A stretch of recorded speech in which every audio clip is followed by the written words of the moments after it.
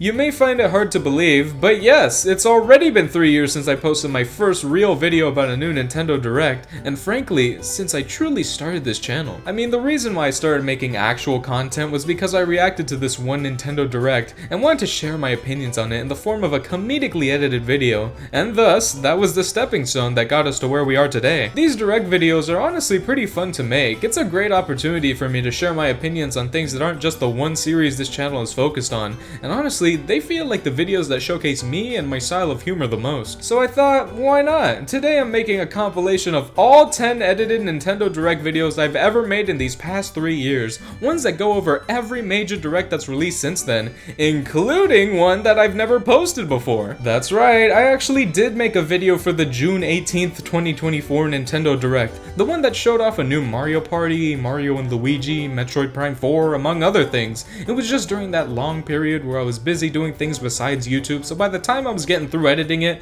it was already old news. I finished it up recently, and since I feel like it would be a waste if no one saw it, I'm putting it in this compilation. Honestly, I think that's the main reason why I'm making this whole video. But that doesn't mean we can't go through memory lane in the meantime to see how me and these videos evolved these past 3 years, starting with the very first Nintendo Direct experience for February 9th, 2022. This is basically the first real edited video I've ever made, and I haven't really rewatched it in a while, so I'm not sure how well it's aged, but we've all got to start from somewhere, you know? So without further ado, let's get this started.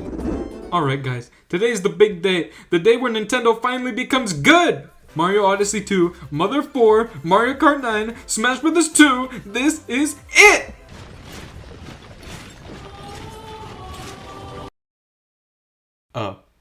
What the hell is this? 3 hoes? I can't even handle 1! Okay, second time's a charm. This time, they got it for sure. Donkey Kong at 3, Luigi's Mansion 4, Pikmin 5! Explore an infinite universe. In No Man's Sky, every star is the light of a distant sun. No Man's Sky? More like no man is playing this game! Alright, well Nintendo better show something good in the next 30 seconds or else I'm gonna Wait a minute. This is Clash Royale! Okay, well I haven't played a Mario Strikers game before, and I'm actually surprised that they managed to bring it back. And they didn't get rid of the edgy personality either. Even if the graphics kinda look like the average Mario sports game, they managed to integrate the badass 2D art style into the special moves. You can even make your own clan, like in Clash of Clans!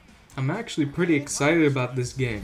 Wow, what a surprise. Me being excited about a Mario game. I wonder what they've got next.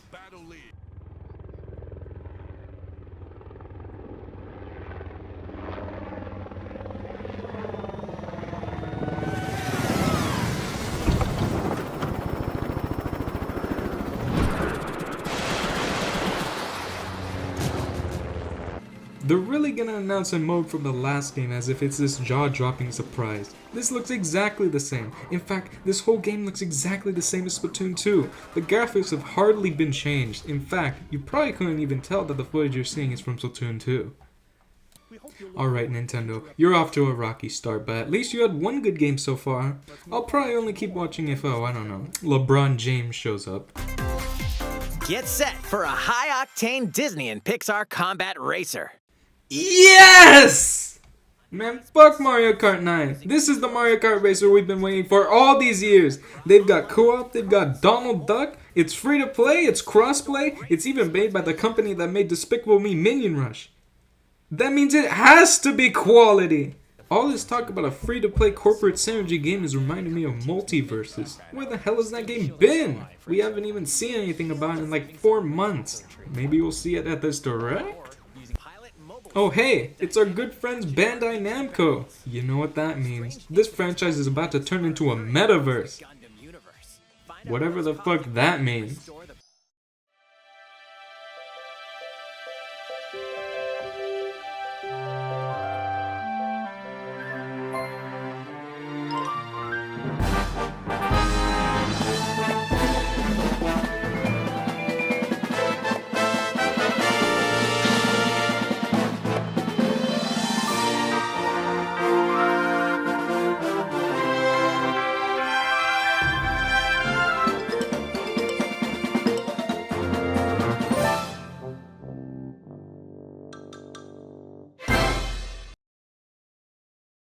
What the fuck is wrong with you?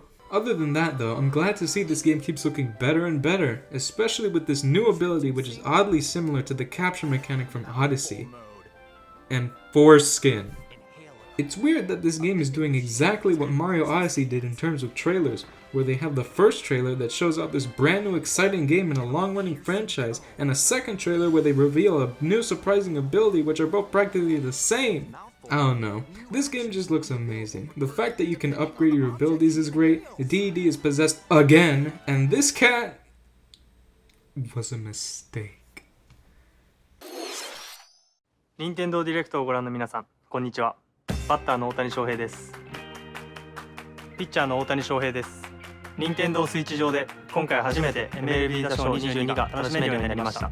Am I in purgatory? Oh cool, Arlo's grandpa decided to show up to the direct. You expect me to pay $60 to play these games on the cloud? I could just buy Kingdom Hearts All for One on the PS4 for $20, and I'm still not gonna do that.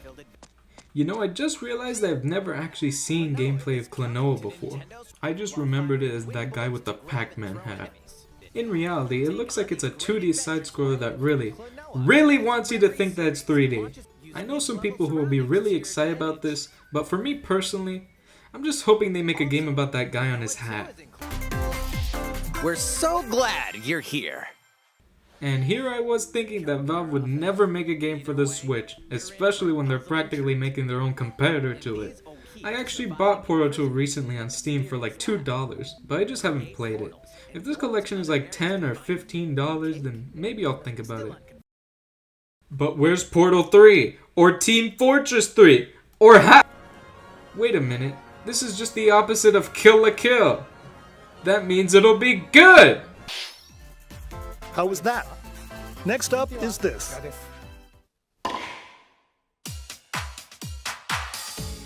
What the fuck?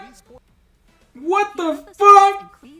Alright, besides the fact that the NPCs look like that, you can still play as a me, so maybe this game is saved after all.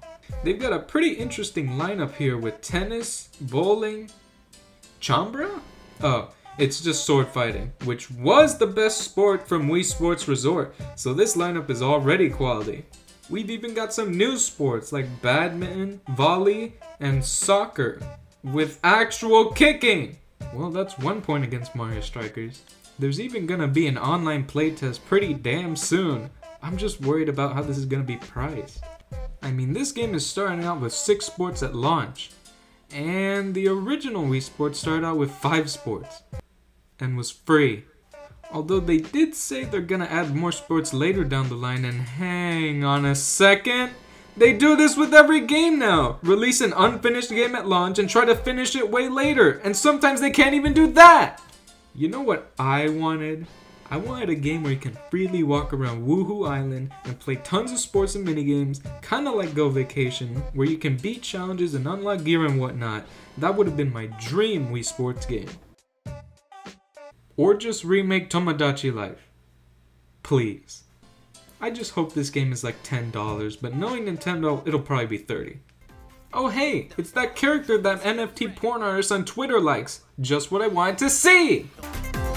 What's new with these Nintendo Switch games? The brand new. Nothing's new apparently. You show this Octopath Triangle whatever game every fucking direct. I think we get the point. People who want the game already know they'll buy it, and normal people already know they won't buy it. Oh yeah, it's back baby. The DLC is coming out after 5,000 years, and it's never looked better. It honestly just looks like more Cuphead, but that's hardly an insult. Looks like Metroid Dread's getting a really hard and a really easy mode. Okay, and Something's bound for Nintendo Switch.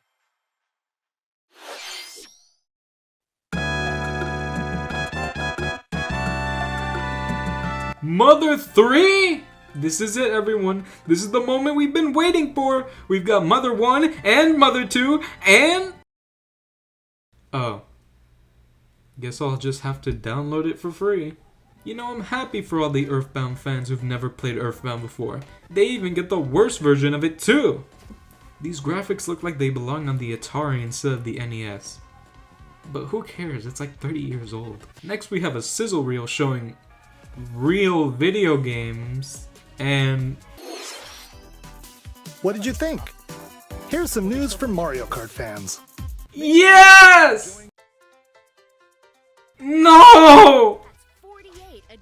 Yes! No! I am so conflicted about this. It's unbelievable.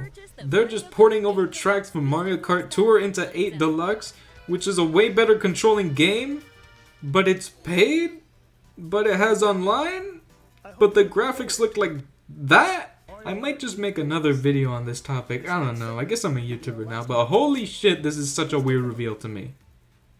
Looks like Mickey Speedway USA has some competition. Am I done yet? Oh, okay. It's Xenoblade 3.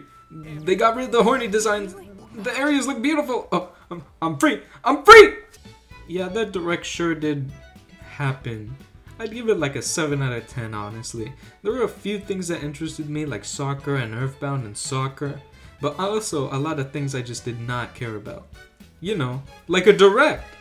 You know, I guess this is about the point where I should do the outro. I'm new to this YouTube stuff though, so I'm not really sure I should end up. Okay, first of all, that was a great outro. Good joke on my part back then. Second of all, yeah, I was right. That really didn't age gracefully. I mean, there were some outdated jokes here that just do not make a lick of sense nowadays. Like, who the hell even was the NFT artist I was talking about? I think I sort of remember, but not really. That's one thing I really do want to avoid when making any videos. Saying many jokes that just won't make sense later. But whatever, it was my first real video, so I won't go too hard on myself. One thing I will say is that I actually did get the Portal collection on Switch pretty recently. I finished Portal 1 and I'm currently going through Portal 2 now. Kinda funny how 3 years later I'm just getting around to it, but I am. A few more things to mention. Mario Strikers was sadly not good. In fact, it's one of the only Mario games on Switch I don't have, which just shows how much I don't care for it. Switch Sports turned out to be $40 instead of $30 like I said it would be, and they didn't remake Tomodachi Life, but they did give us a new game instead, which I'd argue is a lot better. So now, we're heading on to the next Nintendo Direct experience, this one actually being a mini from June 28th, 2022. I remember this Direct actually being pretty good despite the fact it was only third parties, so let's see if this video still holds up. Here we go, everyone. After a whole month of waiting, the big Nintendo E3 Direct is finally here! This is our chance, everyone. Breath of the Wild 2, Garden Warfare 3, Metroid Prime 5... When mankind is consumed by darkness, and the land falls into chaos. Wait a minute, I already did this joke! Oh, seething, huh? Yeah, I'm seething, alright. Coping and seething! The battle to reclaim Earth begins. What? You actually put Nier Automata on the Switch and it doesn't run like shit? Apparently it's even 1080p, that's like a miracle for most Switch ports. While I may have not played this game before, I already know it's a masterpiece because it's got a skin in Fall Guys. Familiar faces are making a splash in these games. Oh hey, I know this dude. Bomberman is back with the sequel to his original Switch launch game, and it seems like just the same thing, but more! Now, I haven't played the original version of this game before, but I already know that it was Game of the Year because of that time they collabed with Fall Guys. Holy cannoli, they made that many of these? Jack in? I honestly prefer jacking out, if you ask me. Ah! After all these long years of waiting, we finally got new Pac-Man World content.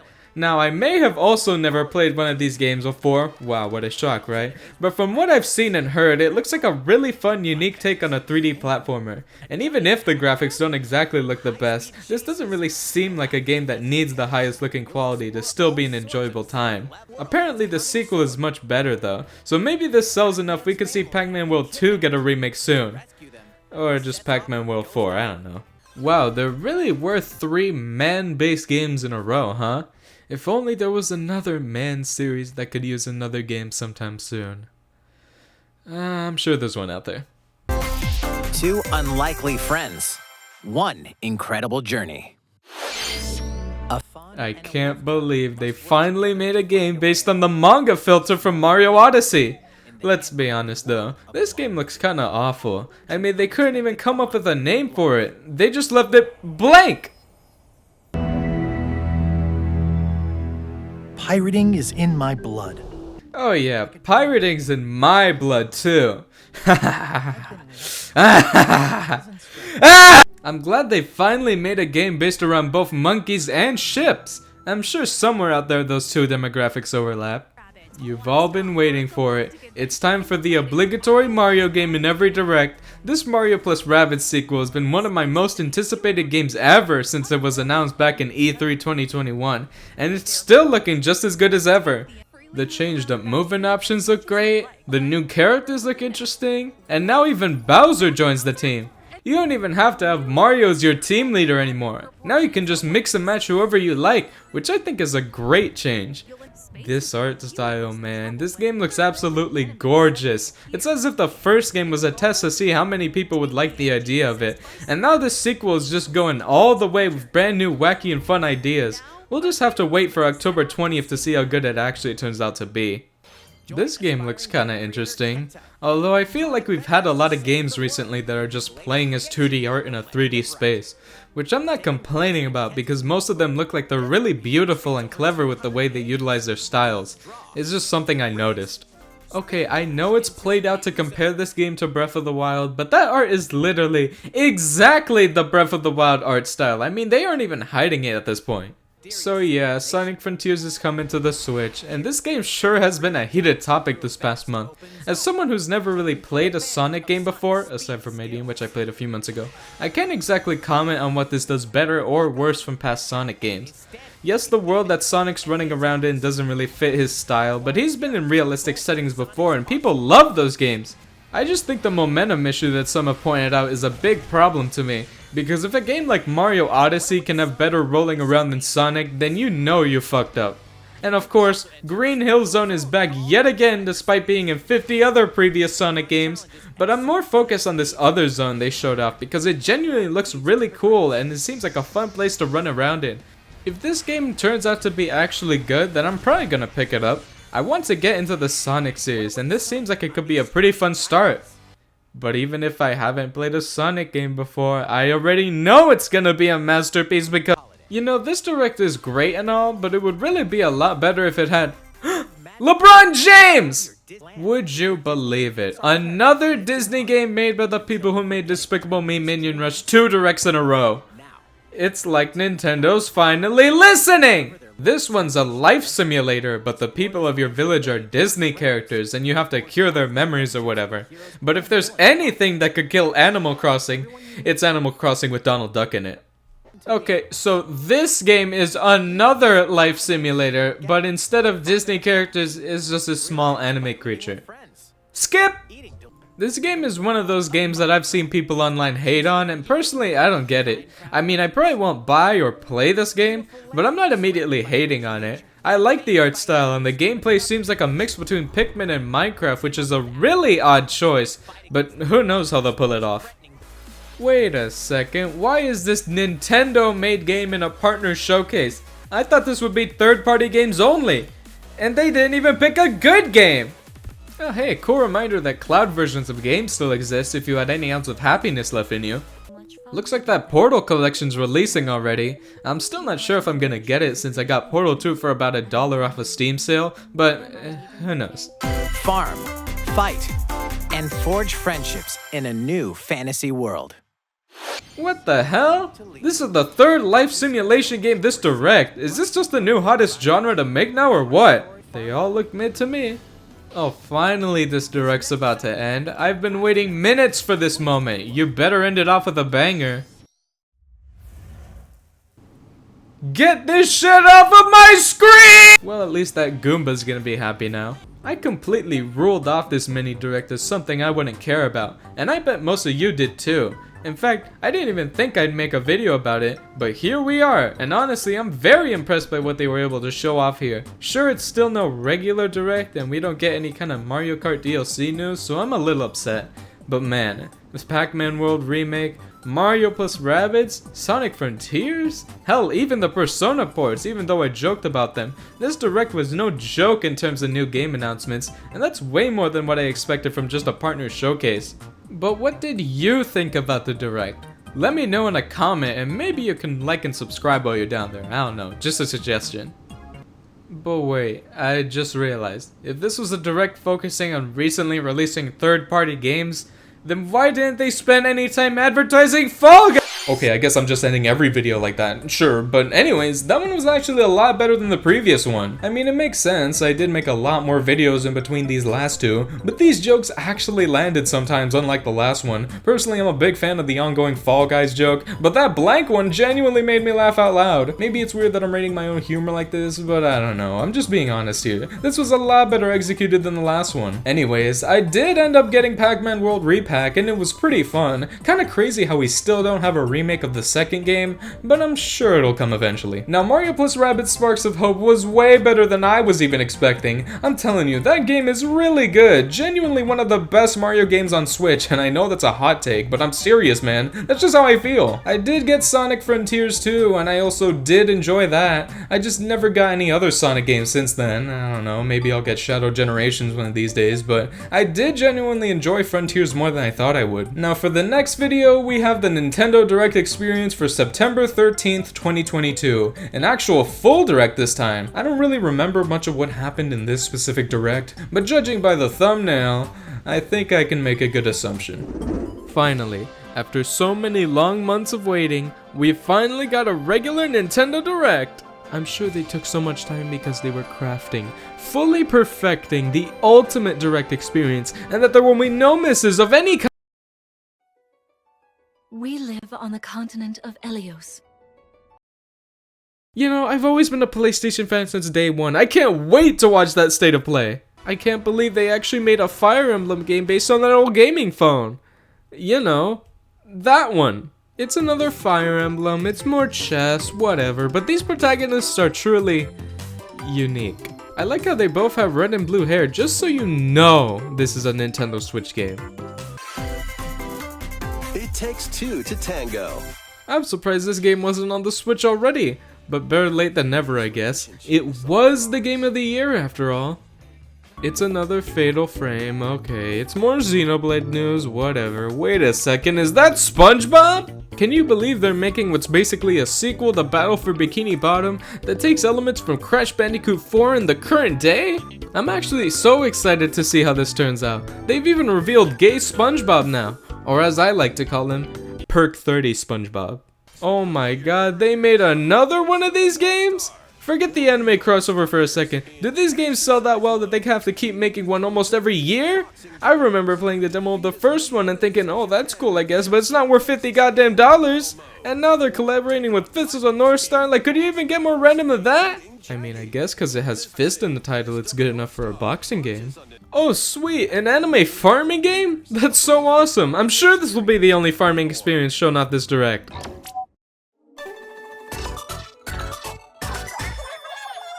Splatoon 3's here and it's announcing its second Splatfest. And wow, what a weird question this is. Listen, even if I don't own this game, you all better pick fun, alright? Personally, when I'm stranded on a deserted island, I'm in it for a fun time, not a long time. Well, so far this Direct has been pretty boring. The only thing that could make this worse is if, oh, I don't know, they announced Octopath Traveler 2 or something. I hate you! Are these Octopath Triangle whatever games selling so well that they have to keep being in literally every Direct? Who keeps buying these games? Why can't I escape them? Why is she so hot? It's unbelievable how many of these Square Enix makes now. I mean, you just had the last one released this year. Oh, well, thank God that's over. Now we finally have time for some quality entertainment, like this brand new farming game. Wait a second. They made a farm based on a pronoun? I knew Nintendo was woke all this time. It's another farming game. I don't have anything to say. Okay, next. It's a musical blast from the past. Wii music? Oh, wait. It's a Final Fantasy rhythm game. That's exactly what I had on my bingo card. Thanks, Square Enix! Okay, finally we're back to normal video games. Even if we've already heard a lot about this game, it's still nice to see it here. This looks like so much of a glow up compared to the first game, it's insane. That being said, I don't have much to say about it given the amount of times we've seen it before. However, a big thing they revealed that wasn't in this presentation was the reveal that Rayman would be getting his own DLC pack. You know, the Rayman that's been dead for nearly a decade, the Rayman that started the Rabbids series, the Rayman that's been kicked out of his own series and is now coming back through paid DLC. That Rayman. I don't care though, it's so cool to finally see him back. I feel like this opens the door for Ubisoft to make more Rayman games. Kinda like how Crash Bandicoot first came back in Skylanders, then later came out with his own remakes. We could see that happen here. Alright, back to fake video games. What am I looking at? Well, apparently I'm looking at a game where you turn into a furry. That's pretty neat. Even has some really good writing. I mean, look at this. It's incredible. And who could forget? We have more farming. Oh, thank God. That was on my bingo card. Oh boy, more N64 games. Now, personally, I was hoping for another console to be added, like the GameCube or even the Game Boy and Game Boy Advance, as I think they will make excellent Switch games. But for now, we still have to deal with this. Mario Party 1, 2, and 3? Pokemon Stadium 1 and 2? GoldenEye 007? I knew I could count! These are some fine game additions, I guess. The biggest omissions being Smash and Donkey Kong 64. I really hope they add those in the future, but for now, whatever. I like how they waited a whole year after Mario Party Superstars came out to release these classic games. I honestly thought they wouldn't add them at all, but better late than never. Guess this confirms that Superstars won't be getting any DLC, huh? Great. Also, GoldenEye with online play is pretty cool, let's be honest. Alright, back to anime. What are you? Why does the name of this game look AI generated? Why are there so many Square Enix games in this Nintendo presentation? Why don't they just make a Square Enix Direct so we don't have to see these? This game looks like if Omori was made by a 3-year-old, and that's saying something, because Omori already looks like it was made by a 5-year-old. Oh yeah, this game exists, I think. They finally added the hottest Mario character to the game. That's cool, I guess. Why does she always use a mic stand in all of her special moves now? She just sang one song and it's her whole character now. That's pretty messed up. Diddy Kong's here too. That's pretty cool. This game is unfinished. Nobody's actually playing it. I'm more excited to just see the animations on YouTube and be done with it. I don't even know what the hell is going on now. This game's got 3 names in one! You know, this game looks like Genshin Impact. During battle, work with your Wave 3 is on the way. Here we go, the game franchise everyone subscribed to this channel for. Mario Kart 8 Deluxe is already showing off Wave 3. Except, not really, because it's only 2 courses. We've got Merry Mountain here, and I'm glad this confirms the theory I've had. Of course Wave 3 is gonna release around the holiday time, so of course they're gonna have a holiday themed track to accompany it. They've even brought the half pipes back from the track, now that's impressive. And of course we also have Peach Gardens, and oh my goodness is this remake beautiful. I was expecting it to look almost identical to the Wii version, but this got completely updated from before. I love how it looks. I don't get why people are surprised they only showed off 2 tracks. I mean, this wave is coming out in the holidays, and that's a really long time from now. So I'm glad they're keeping the 6 remaining tracks a mystery, even if we kinda know what they are already. Anyways. Oh great, just the game I wanted to see. One of Nintendo's most astonishing, immaculate gaming experiences they've ever made. And now they're adding golf? At this point, they might as well just call it Game of the Year, because there is nothing that could beat this. Sarcasm aside, this game is awful. I mean, sure, survival golf is a neat idea, I guess, but did they really have to delay golf? It's golf! You're taking reused layouts from Wii Sports and you still had to delay it? What's wrong with you? Well, after that travesty, Miyamoto shows up and begins to tell us some exciting news. The Super Mario Bros. Animated movie we're developing with Chris Meledandri from Illumination will release next spring. Wait, that's it?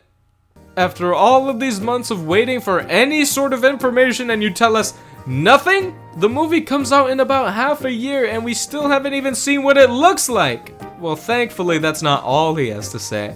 Now he's gonna give us some news on Pikmin? Pikmin? Oh my god, it's finally happening! After all these long years of waiting, he's finally gonna show off the brand new Pikmin game! I also made a new t-shirt.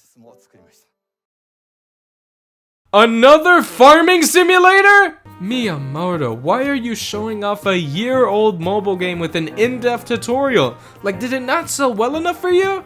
Well, apparently he was just pranking us the whole time and then went on to show us this. Whew. Whew. I genuinely thought I'd never see the day they would announce this. I mean, it's been the sort of mythical game that's been talked about for years, especially since they said it was close to completion 7 years ago. It just seemed like it was going through development hell. But forget about all that, cause they've finally shown it off at the teasiest of teasers. I can't wait to actually see some gameplay of this soon. Next up, we've got Just Dance. Oh sweet, I hope this one's on the Wii! Oh god damn it! Can you survive the season of death? Guess who just got a bingo? You know, I was really wanting a Square Enix farming game this direct. I'm glad Nintendo delivered. Oh, you better stay quietus. Okay, finally, an actual video game. Yeah, this game's looking cool. Bayonetta looks hot, the sky is blue. Next! A dark fantasy mystery abounds from the creators of Danganronpa. Oh! A game made by the Danganronpa people where a main character has ginormous boobs and the character design looks like that? Oh, I've been waiting for an excuse to use this skip button. You know, this direct has been going a little too well so far. The only thing that could ruin this is if, oh, I don't know, they announce a cloud game. Enter the village if you dare.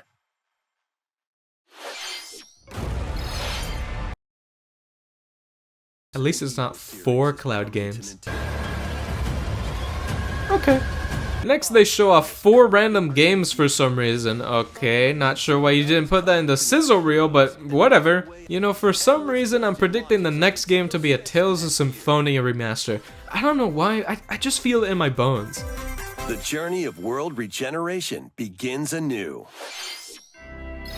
I hate my bones. Okay, now we're just jumping straight into this sizzle reel, alright? We've got a Square Enix game, a pretty cool looking Lego game, Game of the Year, and Game of the Century, baby! Pretty cool, right? Next I'm predicting they'll do a remake of Kirby's Return to Dreamland. What the fuck?! In no world was I actually expecting them to do this, especially so soon. I mean, at this point, Kirby is getting as many games every year as Mario is, but it is his anniversary after all, and Hal loves their little pink monstrosity, so it makes sense. But seriously, this game? Not the 2 really great 3DS games that could do wonders with an HD remake.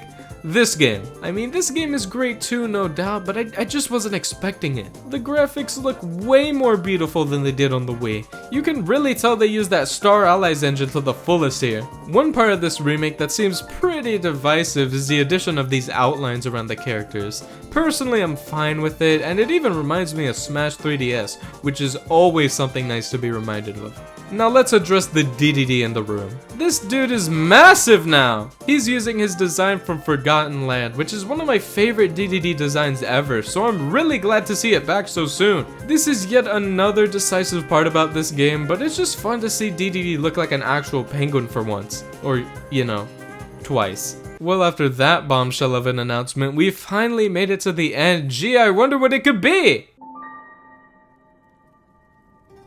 It's Mario! So that's why this was banned in the UK. So after many months of waiting for literally any news on this game, they give us a very slow 30-second teaser with a name and a release date. And nothing else. Well, now I'm glad it's not a Mario game. Wait, that's it? Where was the farming game? So, what are my actual thoughts on this direct? It was awful. Big shocker, right? You know, it was actually pretty great if you ignore that, and that, and that, and that, and that, and that. In reality, I was only excited for about 3 things, which, hey, is a pretty good number all things considered, but I was just expecting more. I really shouldn't have, honestly, given the fact that there was no E3 Direct this year, and now I'm seeing exactly why. It would have been completely empty! Listen, I'm sure many people have gotten exactly what they've wanted this direct, and if you're a fan of any of those 50 farming games, then that's alright, but personally, it just wasn't for me.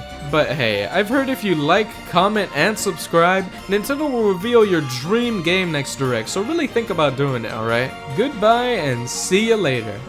Again, that one was pretty good. I think I'm at the point now where I'm really starting to get the hang of these. That one was actually fun to watch, I think. As for the direct itself, I mean, it feels like it was made to be made fun of, cause like, what the hell was that? There seriously were that many Square Enix and farming games there. No wonder that joke got so big. This was embarrassing. I find it funny how I mentioned they should add Smash and Donkey Kong 64 in the N64 section, and they still haven't added either of those. Like, come on, what is it about those games in particular that make you not want to give them to us already? That Pikmin 4 announcement may have been extremely teasery, but the game itself turned out to be incredible. It was genuinely worth the long ass wait Pikmin fans had to endure to get it, at least in my opinion. Return to Dreamland Deluxe was also incredible. It's crazy how hard Hal went on a seemingly simple remake of a Wii Kirby game. It honestly felt like a new game with how many cool additions there were. Really impressed there. Tears of the Kingdom also got a really teasery trailer, and I do have the game, but I've only got like 20 hours in it, which for a game of this size is like practically nothing. I don't know, it's not like I hated the game or anything. I guess I just didn't feel like playing it for longer than I did. However, with that new Switch 2 edition coming out with the 4K visuals and enhancements, I am absolutely coming back to play this. Who knows how far I'll actually make it, but I hope I play it quite a lot. This is genuinely a great opportunity for a guy like me who didn't finish the game originally. Okay, I didn't realize how much I'd be saying in these in-between sections. These may as well be a whole video right here. Anyways, next up is the Nintendo Direct video for February 8th, 2023. I really can't remember anything that happened in this Direct besides new Mario Kart tracks, obviously, so this is gonna be a pretty interesting rewatch. Well, it's about that time of the year again. The time where I watch 40 minutes of commercials and cry. Listen, as long as there's no farming games in this Direct, it'll be a 10 out of 10 in my book. Oh, wait a minute! That's space! That can only mean one thing! That's a weird way to spell Metroid Prime. We finally get our first true look at Pikmin 4, and oh my god, does it look gorgeous. I love how this one's in a more modern environment with giant benches and houses, and the new perspective really enhances it. It definitely seems like this game's going back to the Pikmin 2 style, with all these treasures you're collecting, and even the caves return too. Ice Pikmin are a cool addition, with them being able to freeze the enemies and even the water too. I was really expecting them to make a new green Pikmin for this game though. I mean, it just seems like the perfect type to add. I don't know what they do with them, but still. I remember trying Pikmin 3 on the Wii U and not really getting into it. But I was like 8 years old and stupid, so I'll probably try again with this one. Plus, it's got this really cute dog in it, so you already know it's Game of the Year. A new jewel-loving hero. Oh, it's Wario! Wow, he really must have lost some weight. Samba de Amigo is getting a new game on the Switch, and what I find really interesting about this is how it leaked a few hours before the Direct. There's an easy nickel joke I can make about 2 Sega Monkey games leaking just a few hours before they're about to get revealed. I mean, seriously, how does this keep happening? Got a passion for fashion? Yes! Just kidding. This game looks like it's just a costume changing from Animal Crossing, but made into an entire game. I mean, they've even got the same exact menu. Look! Do they have no shame? This game is super weird to me because it seems like the exact opposite of a game Bayonetta fans would like. I think the art style is still pretty cool. It definitely has that Okami kind of look to it, which is always appreciated. I just wonder what people are gonna think of this one. How was that? Next, please take a look at this. Oh, he said the thing! It's gonna be Mario Baseball! Close enough. I could not believe my eyes when I saw this. Not because I was amazed they were bringing back the hub from Splatoon 1, but because that's it. They were just bringing back an old hub and making you pay for that. Are you kidding me? Ooh, but in front of me, didn't you see the second wave? It's adding like a whole new crazy campaign. Yeah, I saw it, but that just leaves me with more questions like, why is this even in waves anyways? Wave 1 has nothing to do with Wave 2. They're both completely different types of content. What is it with Nintendo having to add an expansion pack to all their games now? Cause here we've got Splatoon, Mario Kart, Xenoblade, and even Fire Emblem all having their own passes that come in waves. I'm not the only one who's noticed this, right? It just seems like they're doing the free updates thing that people hate, but instead it's paid now. Sorry, I just had to go on a little rant there. I know that had nothing to do with Splatoon, really. My real question now is, why does this Octoling have so much ass? Adventure awaits Mickey and friends on Illusion Island. A LeBron James platformer? Seriously though, why does Disney have a game in every single direct now? It's starting to get a little weird. This game, however, actually looks pretty awesome. It's a 2D platformer that looks like it's really pushing the 4-player co-op and has a lot of elements that remind me specifically of Rayman. Yeah, not Mario for once. Rayman! The way they swim is like Rayman. The way they glide is especially like Rayman. Even the art style reminds me of Rayman Origins, especially in the food levels. It's really cool to see another studio trying to make a game like this, cause we sure as hell know Ubisoft won't. I really hope to see a lot of people playing this when it comes out. Next up, we've got Octopath Traveler 2. Okay, cool. This is in every single direct, by the way. I don't even know what to say anymore. The marketing budget on these games must be insane. I'm kind of impressed. But who cares about that, because the true greatest video game of all time just dropped. A remake of We Love Katamari. Oh, you know we do! The Katamari Damacy remake was already great, so seeing the next game getting the same treatment is pretty exciting. I hope for the next game though, it's just a completely new one. I think 2 remakes is enough. Whoa, what is this? Strikers?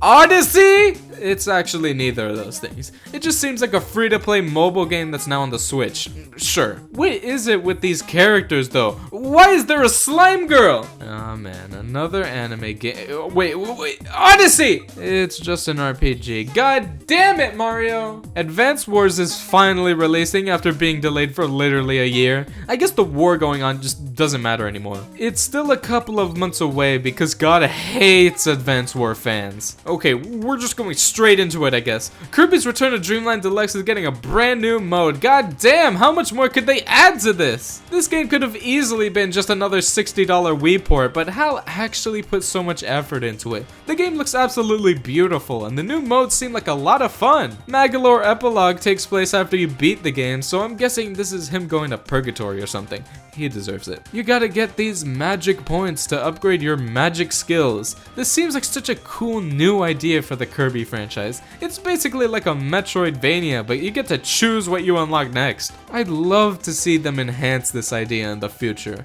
I just hope this isn't like an hour-long mode or something, but we'll see. Well, it's about time! Game Boy games are finally here, and you don't even need the expansion pack for it. You know, I like the choice of games at launch, but there are plenty of notable exceptions.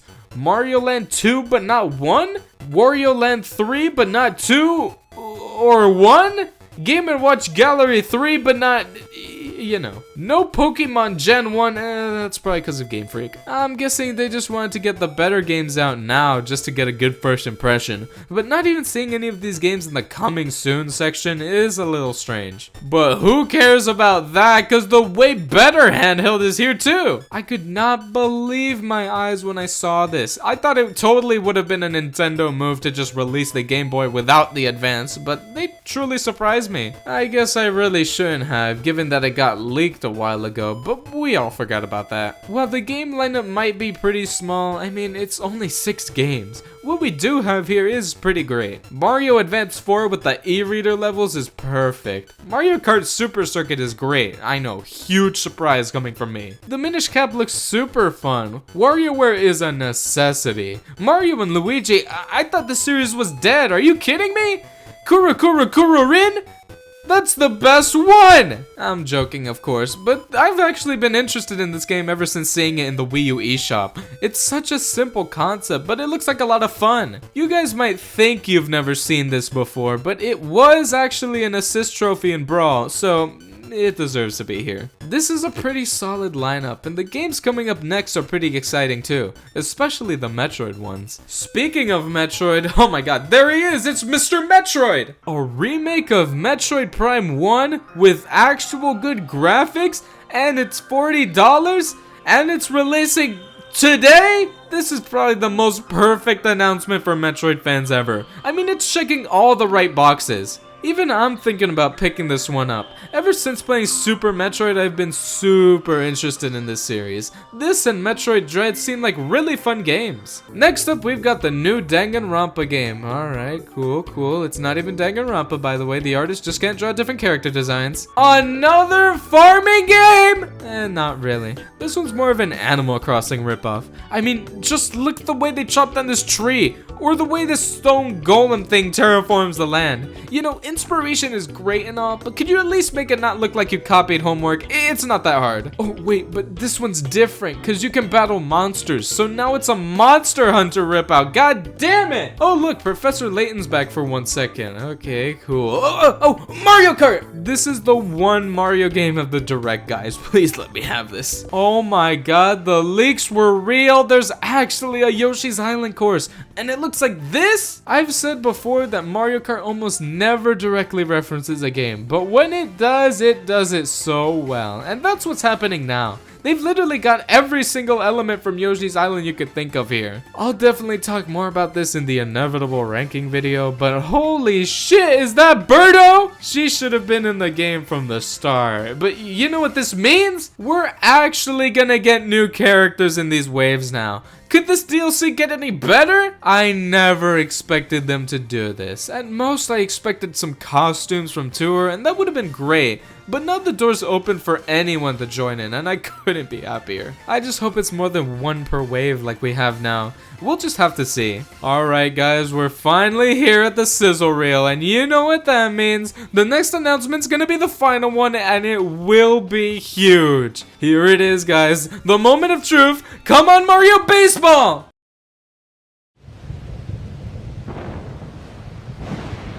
Close enough. Oh, finally, a trailer for this game that's longer than 10 seconds. Zelda fans better be happy now. This game is looking cooler than ever now with all these new features. They've even got rail grinding now, just like their rip-off Sonic Frontiers. Isn't that crazy? You can even create these wacky vehicles now. What is this, The Legend of Zelda Nuts and Bolts? It all looks really cool though, and Nintendo knows this, which is why they're pricing it at $70. You know, with a game as big as Zelda, I can't exactly say I'm surprised that they're doing this. I'm just glad they're doing it only for this game at the moment. Pikmin 4 is still $60 for example, but you know eventually that Nintendo is gonna use that price more in the future. I just dread the day when they're selling 1-2 Switch 2 at a crisp $70. And that concludes today's Nintendo Direct. Where the hell was Tomodachi Life? Overall, it was a pretty solid Direct, I gotta say. Although personally there wasn't that much here for me, which is fine because all that means is that my wallet is safe. Of course, I wanted to see a Tomodachi Life remake or even sequel. I mean, everyone did. It was even trending on Twitter. And of course, I'm a little worried about no Mario games. Like, yes, I know I'm the #1 Mario guy or whatever, but like, come on, you've got a whole movie coming out in just a few months, and you're not gonna release any game to promote it? Not even a new awful sports game like Mario Baseball?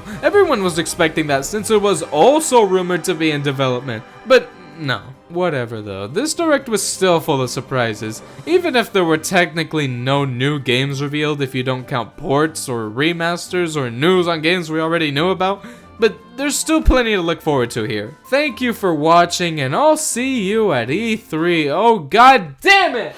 Well, now I remember why I didn't remember anything. There was hardly anything new here. I will admit though, the stuff that was new were things I actually really enjoyed, like information on most of the new games coming out. Of course, that Mario Kart reveal was really cool, and I actually got a few of these ports. We Love Katamari Reroll was another game I got relatively recently, and since I already played the remake of the first game and like that, I was sure to like this one since it's basically more of the same. The Game Boy and Game Boy Advance editions were obviously great. Since then, we have gotten Mario Land 1 and Wario Land 4, but I still can't believe we haven't gotten the rest of the Wario Lands or even the Game & Watch galleries, among, you know, plenty of other games that are on these services, but whatever. Metroid Prime Remastered was incredible. I genuinely can't believe they pulled off this release the way that they did. Making it cheap for Nintendo standards and releasing it right after the Direct made the hype so big that I just had to get it right away, and I'm sure it made plenty of new Metroid fans because of it. I mean, if it weren't for that, I don't know how excited I'd be for Metroid Prime 4, but because I played through the whole thing and loved it, I can't wait to try out Prime 4. I mean, it's gonna be weird going from 1 to 4, but whatever, I'll do it anyways. Next, we've got the video for the June 21st, 2023 Nintendo Direct, and even if I wasn't looking at the thumbnail, I'd still remember this Direct fondly. This one had a bunch of memorable game announcements. I mean, it was mostly Mario games, so of course I'm gonna like it, but shh, let's not harp on that. This is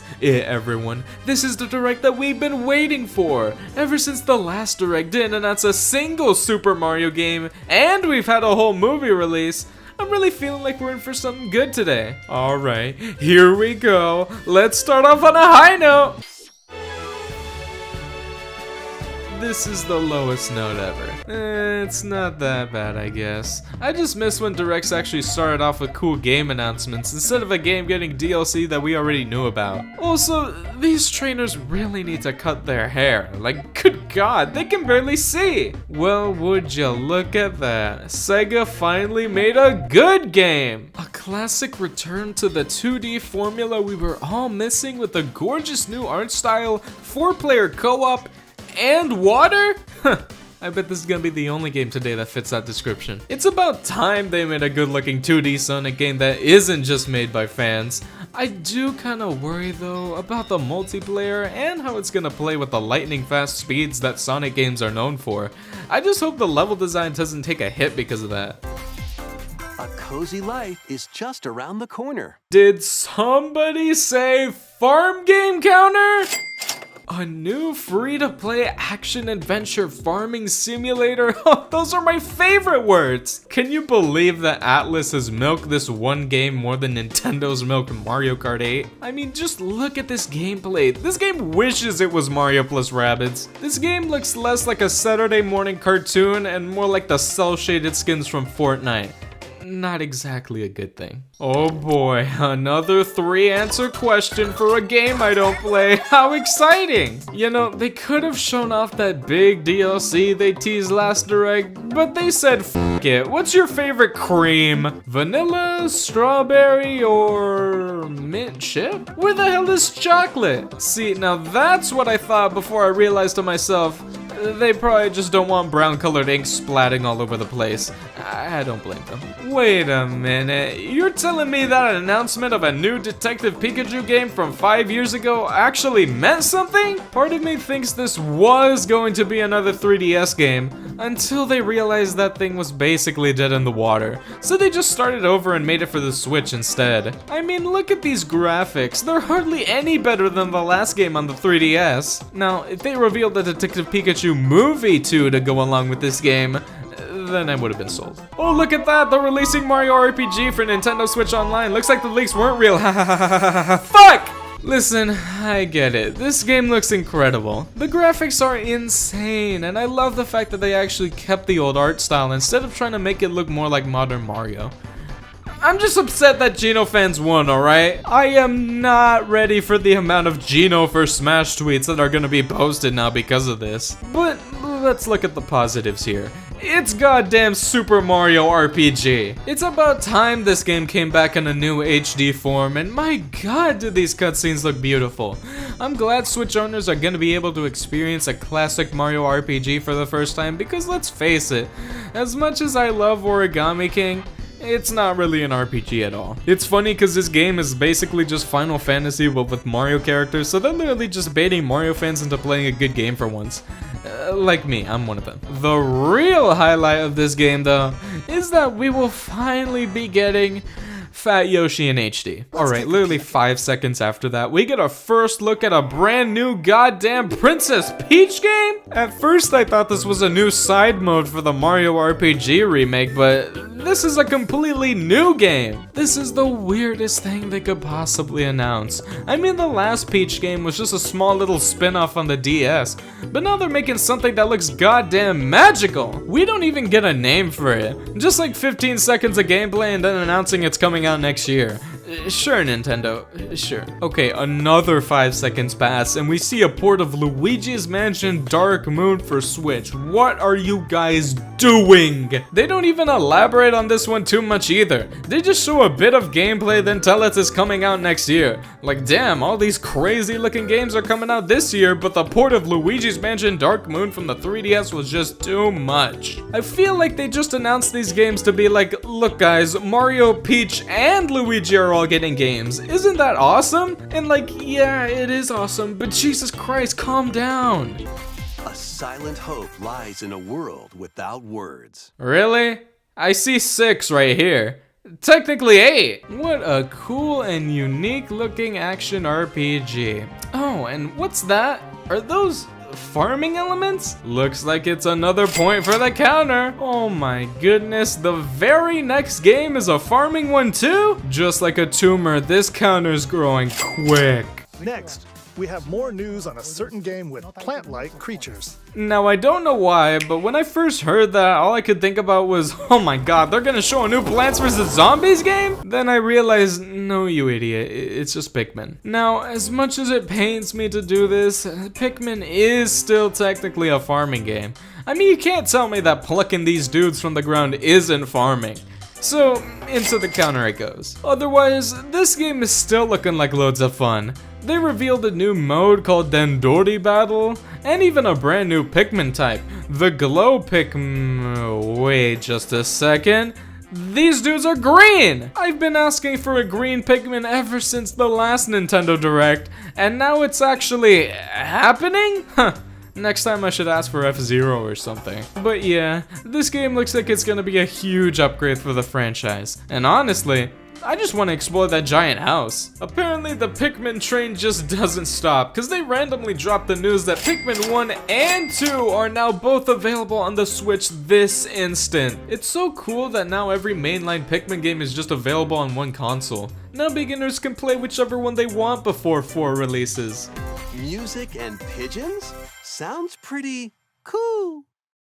Oh god. You're a pigeon. What?! Oh, thank God it's not a realistic looking pigeon simulator. That would have actually been cool instead of whatever the hell this is. A minigame based battle royale game. This is just Fall Guys, but terrible. And as a Fall Guys player, that's a pretty low bar. Also, come on, that literally just looks like a dick. You're not fooling anyone here. That's just a penis. Alright, now, what's this? A 3D platformer from the Sonic Mania devs, you say? Pretty interesting statement, given that Sonic Mania was literally just a 2D Sonic game that played like the ones from the 90s and reused level themes. Not to say that that's bad or anything.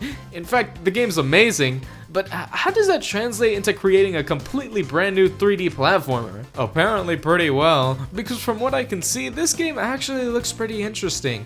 The yo-yo mechanic seems like one of those movement options that'll never get old, and I really like how the graphics look too. We'll just have to wait and see how it plays when it releases, but for now, it's looking good. But who cares about that, cause the real hype news just dropped. Wave 5 of the Booster Course Pass is right around the corner, and they finally revealed the bathroom track. This has been data mined for so long at this point, so finally seeing it for the first time is just great. But who cares about that again? Because now we've got PD Piranha, Wiggler, and Kamek in the game? They're just spoiling us at this point. Who even needs Mario Kart 9? PD Piranha is such a cool dude. It's always good to be able to play as him. Wiggler isn't even in Mario Kart Tour, so none of us thought he was gonna show up, which just makes his inclusion cooler in my eyes. And Kamek? This dude has been shafted from Mario Kart for decades now. He was even leaked to be in Mario Kart 8 when it first released, but he never saw the light of day. Now with this DLC, he's finally gotten the spot he rightfully deserves in a console Mario Kart game.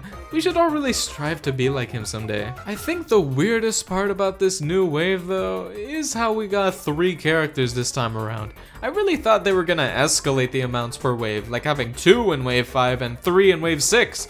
And now it just feels all out of whack. Whatever though, the final 2 better be Diddy and Funky Kong. The Kongs have really gotten shafted this game. Wow, look at that. A Square Enix remake that mixes 2D and 3D. I've never seen that content before. That's so cool! Can you imagine if the Mario RPG remake looked like this? Just imagine. Oh my god, is this what I think it is? I actually can't believe it. They're doing a spiritual successor to WarioWare Smooth Moves and having us use both Joy-Cons for the micro games? I've been waiting for something like this ever since the Switch launched. What's even crazier is the fact that WarioWare Get It Together just released literally 2 years ago, and it didn't even sell that well at all, so the fact that they're doing another one so soon is really shocking to me. Thank God they are though, cause this looks like it's gonna be a blast. Smooth Moves was already one of the most fun games ever, so having another game like it will be awesome. Alright everybody, we're reaching the end here. Just a few more announcements to go. We've got Nintendo's own convention, Zelda's Toes, and... Onward and upward. What the hell is this? Okay, so clearly this is a new 2D Mario game that actually looks like it's creative for once. But let's focus on this opening shot. For some reason, my first reaction when I saw this was that it looked like a mobile shovelware Super Bob World type game, which I know might sound harsh, but damn it, that's what I was feeling. I'm pretty sure it was the mix of the ukulele music, the new art style, and especially the UI. I don't know why, but I can really see the UI like this being used in a mobile Mario clone. But of course, after 5 seconds I realized, oh wait, this actually looks awesome, because holy shit does this game look awesome! Wait a minute. This is a classic return to the 2D formula we were all missing with the gorgeous new art style, and it has 4-player co-op. Oh my god, and it has water! Take that, Sonic! This game literally looks like Nintendo made it out of spite to the people who were saying the new Super Mario Bros. Games were too boring. I mean, I can barely even tell what the hell is happening in this footage. But that's exactly what I want to feel. After 4 straight games of the same new soup style in a row, it's about time we got to change a pace like this, and it looks better than ever. I know I was comparing the art style before to a mobile game, but that's probably because New Soup Condition made a Mario looking a certain way, when in reality the animations in this game are way more expressive than anything from that series, especially when you compare them side by side. There's even more playable characters this time around. Now Peach and Daisy get their 2D debut. You know, if there's 2 people I didn't want to win this direct, it's Geno fans and Daisy fans, but whatever. I just can't wait to get my hands on this game. And it's coming out the same week as Sonic and Spider-Man? Dear God, it's gonna be a war. And that was the Nintendo Direct. Oh my god, it was good for once? This was a way better Direct than most of the other ones we've been having recently. I mean, there was just so many cool looking games revealed. Listen, I get it. If you're not a Mario fan, then this Direct probably didn't do that much for you. But for us Mario heads, it was incredible. It even felt like a better Mario Direct than the actual Mario Direct from 2020. That's all I really have to say though. Let me know in the comments if you like this Direct or if you think it needed more penis pigeons. But for now, I'll see you next time. Just as I thought, that Direct was great! I really do feel like during this era they may have been going a little too hard with the Marioverse games because of the movie doing so well. I mean, Mario RPG, Mario Wonder, Princess Peach Showtime, WarioWare Move It, and Luigi's Mansion 2 HD were all revealed here. Not to mention the other handful of games they'd reveal later. They were going all in on the plumber. As for the main games revealed here, sadly Sonic Superstars didn't turn out to be anything too special in the end. I mean, I haven't played it, but it just seemed like basically the new Super Mario Bros. Of Sonic from what I've heard others say, which is kind of a shame. Mario RPG was an absolute banger of a remake, and this was the signaling point that Mario RPGs were back in full force, something we wouldn't truly know until the next few directs. WarioWare Move It may have not been the most popular game, and of course for the price it asked for, it was honestly pretty short, but that doesn't mean my experience with it wasn't totally fun. I love how the control scheme felt like a VR game without the VR, and the micro games they did have really made good use of the Joy-Con. I still can't believe how my first reaction to Mario Wonder was exactly like how I said it was in the video. I legit thought I was looking at a bootleg Android game for a few seconds, and that's honestly disrespectful given how great the actual game was. I mean, not only was the art style actually good, but it truly did feel like an evolution of 2D Mario with how wacky and creative the levels got. Really good game there. But if I keep talking more, these are just gonna turn into mini reviews, which kinda isn't the point of this. So up next is a direct video for the September 14th, 2023 presentation, and I actually tried something different here. You already know I love my ranking videos, and clearly you do too, so I decided to bring that concept into my Nintendo Direct videos, and I guess it kinda worked considering this is the most views any of these videos have gotten by a slight amount, so who knows, maybe I should just put the word ranking in all my videos. Hey guys, guess what I'm doing? A new Nintendo Direct has been released yet again, and I'm back to talk about it. But this time, things are gonna be a little different. I've thought of a fun twist to add to my usual Direct videos and do something I don't think anyone else has. That's right, we're gonna be ranking every announcement that was shown off and seeing which ones are the bottom of the barrel or the cream of the crop. Now, bear in mind that my taste in video games is probably gonna be pretty different from other people's opinions, so don't get too upset if I don't rank your favorite announcement that highly here.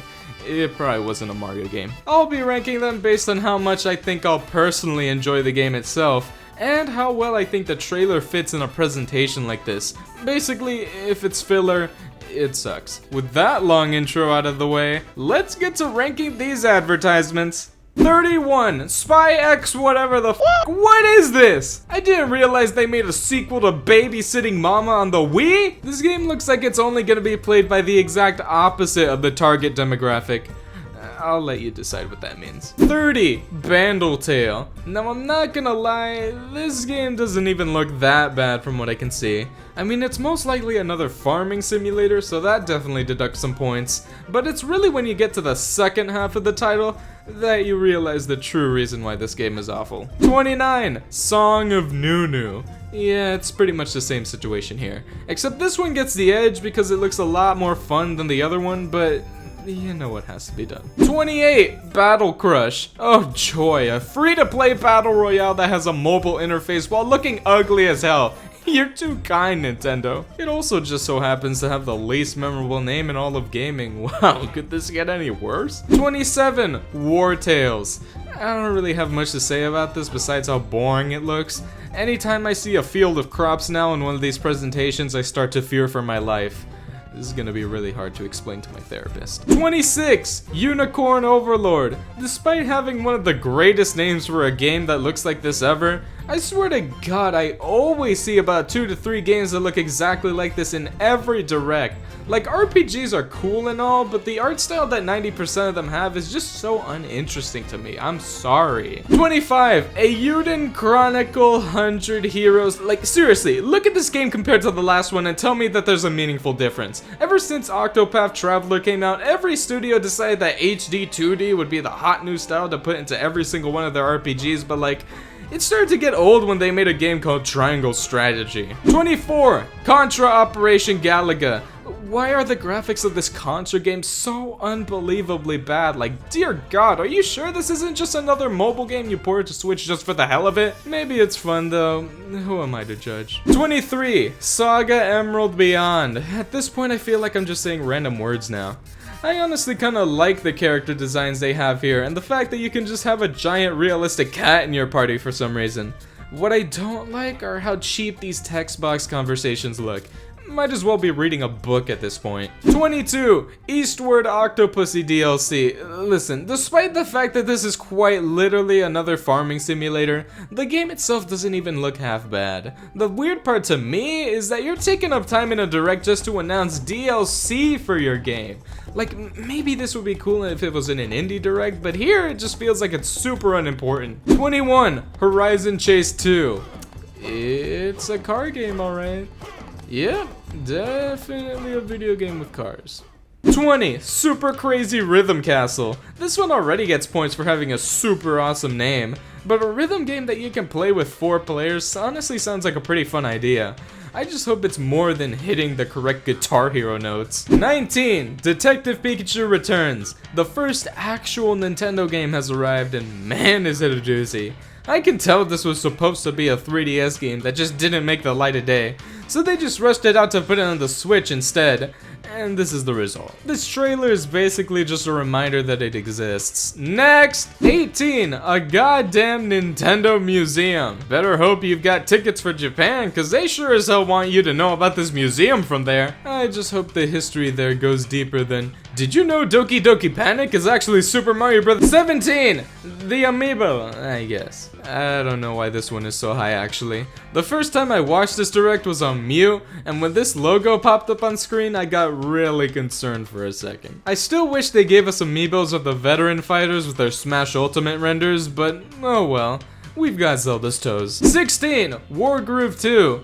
I really like how the pixel art looks in this game, honestly, and having a new Advance Wars-like tactical RPG is alright in my book. 15! Dave the Diver. I think I gave this game this placement purely because a game called Dave the Diver seems funny to me. Underwater games are always neat too, so that's a plus. 14! Among Us sus! Alright, it's not actually that sus. At first I thought the Among Us devs were making a completely new game with the brand, but it turns out it's just a new map. Kinda cool, I guess. 13! Tomb Raider Remastered Trilogy. I think it's funny how much the upgraded graphics here really don't look that much better. Pretty cool to see a trilogy of classic games get added to the Switch though. Oh! 12! Splatoon 3 Side Order DLC. It's about time they revealed this after teasing it about 2 directs ago. Seems to be a new roguelite type of mode, and I like how the environments look. The main problem for me though is how it started the direct. I really miss the days where the start of the direct had something actually exciting instead of it just being DLC for a game we already knew about.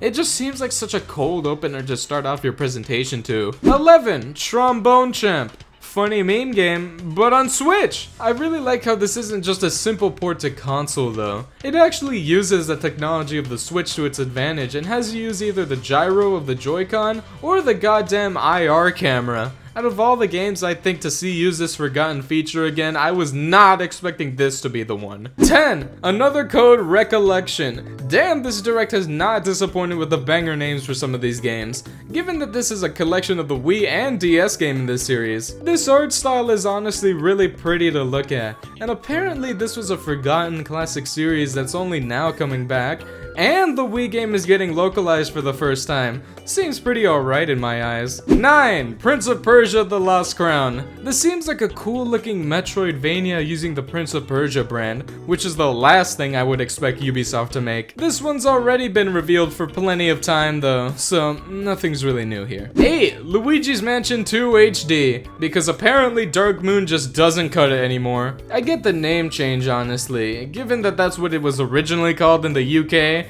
and that it'll probably attract more people that bought Luigi's Mansion 3 who want to try out a previous game in the series, which there is probably a lot of given that game's insane sales. The graphics aren't really that much better than the 3DS game, but I guess it's alright. The main question though is why is it releasing in summer goddamn 2024? That's gonna be a whole year after the initial announcement this June. Why did they feel the need to reveal this so early? I just don't get it. 7. Super Mario RPG. Surprisingly not called Super Mario RPG HD, but I guess it's just too many letters. This game is looking as great as last time, although it is just more of a reminder that it exists and is coming out soon rather than a cool announcement. 6. WarioWare Move It. This is yet again another trailer that's basically just a reminder that this game exists and is coming out soon. Wow, I did not pick the right direct to do this, huh? That's fine though, cause I am so goddamn excited for this game.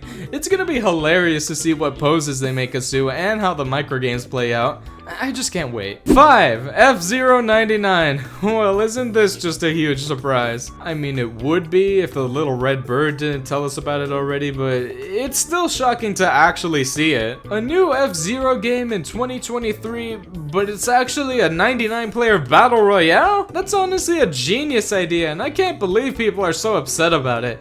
Though I guess if I were waiting 20 years for another game in my franchise and then I just got the first game but with online, then maybe I'd be upset. They should have just given these guys an F-Zero GX remaster to go along with it so they can shut up for good, at least until they ask for an actual new game. 4. Mario vs. Donkey Kong. That's right, you idiots, it's not a Donkey Kong Country game. Piero definitely knew what he was doing when he trolled the internet with a gif of Donkey Kong, only to reveal it was actually a mini Mario game.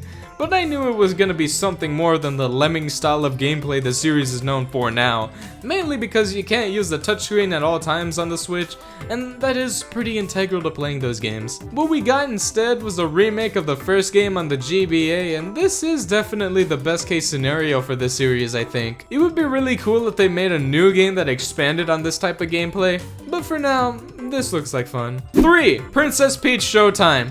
We finally got the full reveal for that weird Untitled Peach game that was shown off last Direct, and man is it something. Even after this whole trailer, I still can't figure out what genre this game even is, but who cares about that when Peach gets all these cool looking costumes? This is definitely gonna be an interesting one for sure. My question though, why is the villain just called Grape? Just Grape.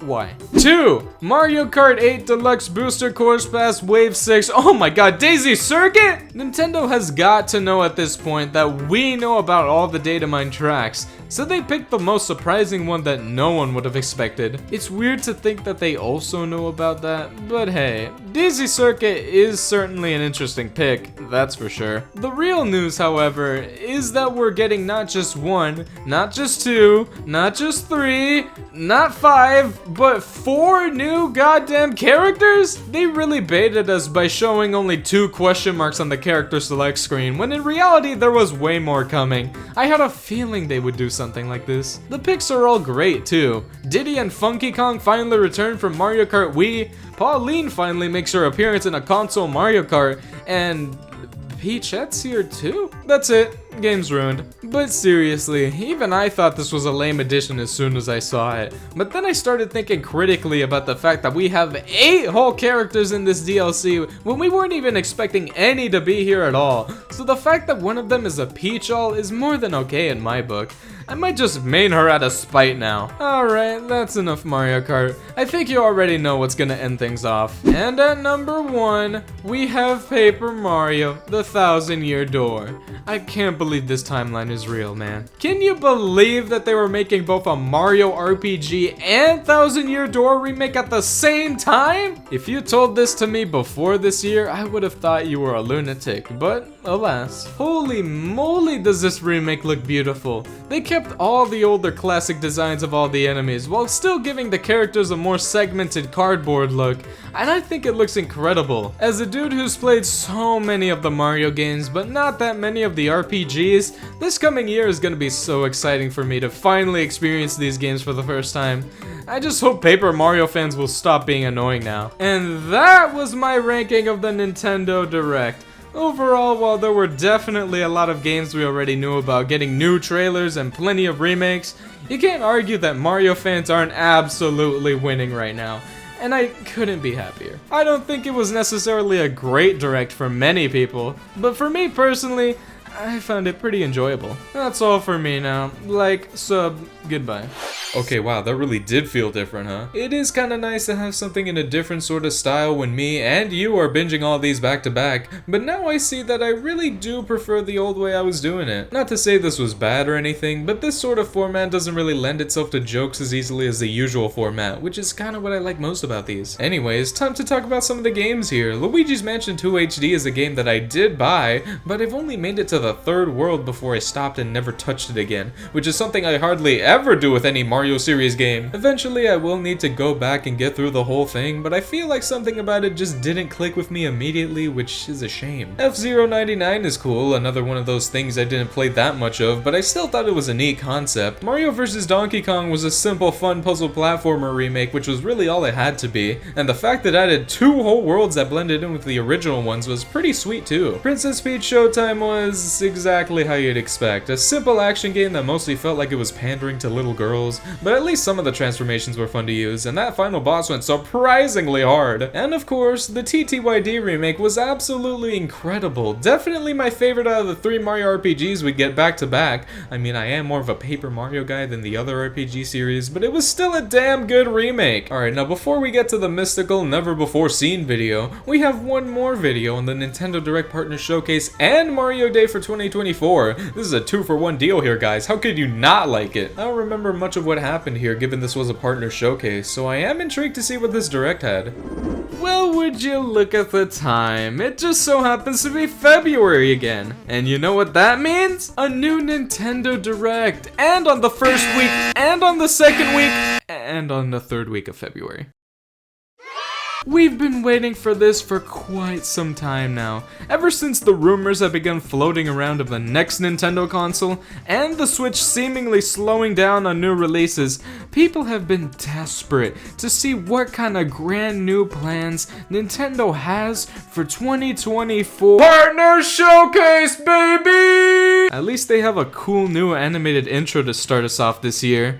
Honestly, all of the new animations in this Direct look really good, so I'm happy to see that. First up is this game, Grounded, by Xbox Game Studios? That's right, this is one of the 4 games that Microsoft is bringing to other consoles. For some reason, Hi-Fi Rush isn't one of the games coming to Switch. I feel like it would work pretty great on there, but sure. Well, maybe this is a reason why. Nobody told me they were still making GameCube games in the modern era. I mean, just look at how nice these graphics are! Talk about crisp! This game honestly just seems like Pikmin if you removed everything good about Pikmin. Which are the Pikmin. Wait, guys. Hold on a minute here. Listen to this for a second. Slide across rows and columns on a sprawling gameplay grid, where everything moves when you move. Why does this dude just sound like a male version of the TikTok narrator? An HD remaster of Monster Hunter stories from the 3DS, huh? That's cool and all. But why does this talking animation look more lifeless than me after playing Excitebike Arena? Alright, what's next? What the fuck? This was absolutely the last thing I was expecting to see today. A remake of Epic Mickey from the Wii? In 2024? From the dudes who did the SpongeBob remake? To me, this was definitely one of the highlights from this presentation. I mean, I've never actually gotten to play this game before, but from what I've heard over the years, this is actually a really charming platformer. Just look at the side-by-side here, too. They've really improved the graphics and animations in this new remake. It's not just gonna be some average remaster at all. I think the name is a little funny, though. Like, really? Rebrushed? It's like a trend nowadays for studios to add re onto any word that slightly corresponds with the theme of the game they're remaking. It's honestly kind of weird. So this game, exists. It looks like South Park is finally getting another game, and it's not an RPG? It's a shame, because those games were actually really fun and unique RPGs, and it would have been really cool to see a third in the series. But instead, we've got this. I still can't really tell what genre of game this is, or if you can fight against other people online.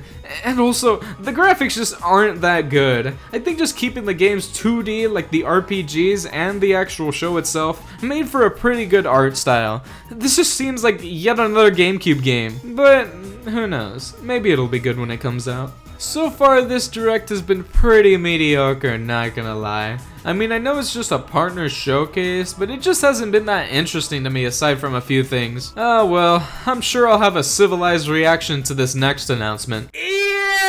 Sega's making a new Monkey Ball game, and this time it's not a remake. It's about time they made an actual new game in this series. About time for 12 years apparently, and man does it look good. Everyone's got new looks, there's brand new moves, and there's even this new online multiplayer mode with interesting looking minigames. The last Monkey Ball game was Banana Mania, which was a remake of both of the GameCube games, and I honestly thought it was a really well made remake, way better than the previous game Banana Blitz, which was a remake of the Wii game that already wasn't very good. That just makes me ask though, why did they keep putting banana in the title of these games? It feels like the most purposefully confusing thing they could do to market these games, but whatever, Sega, go off I guess. Oh yeah, this game's coming out too. Now I've never played the original World of Goo, but I can tell people have been waiting for a sequel to it for years now.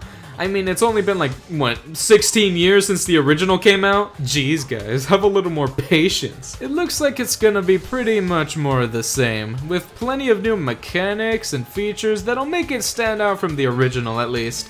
We'll see if it can compare when it releases. I think I've seen this game one time before on Twitter, but I didn't actually know what it was. Apparently it's a crab Souls-like. Okay, now that is hilarious. I'm a big fan of making cartoony games in genres that is mostly taken up by more mature experiences, and this seems to be exactly that. Now, how good the game actually is, well, that'll be a different question, but I do like how this underwater scenery looks at least. It really looks like they put some heart into this, so it should be a fun time. Oh man, I've been waiting for more information on this game, and boy did we get some. Penny's Big Breakaway is back and looking as good as ever. I'm a sucker for movement-based platformers, and this looks like it's going hard on that idea. I mean, the yo-yo itself just looks like an enhanced version of Cappy from Mario Odyssey, and I loved Cappy. And apparently I don't even have to wait too long to play this game because it's coming out today? Now, I didn't actually record my reaction to this direct,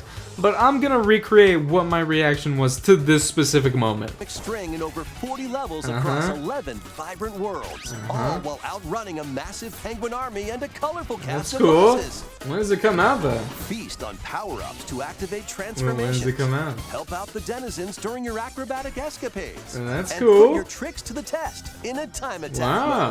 mode. When does it come out though? You're ready That's to what go, I'm wondering. Because Penny's Huh? Big Breakaway launches on Nintendo Switch. What? I was not expecting them to shadow drop this game on us so nonchalantly, and I'm honestly not sure if it was a really good business decision, but they did it anyways. I'll probably pick up this game later when it's on sale, but this was genuinely the most shocking moment of the presentation for me. I'm serious. Can you believe they still have to do sizzle reels in partner showcases? I feel like this whole direct could have been a sizzle reel. And what's with this Tales of Kinzera game? It looks exactly like that new Prince of Persia game that just came out. I mean, look at the comparison. Well, it looks like they're already ending the presentation with a few more announcements.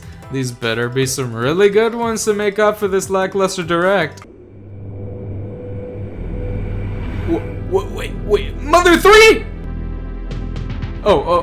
Wait, Donkey Kong 64? Oh no, false alarm, it's whatever the hell this is. 5 random Rareware games are getting added to NSO.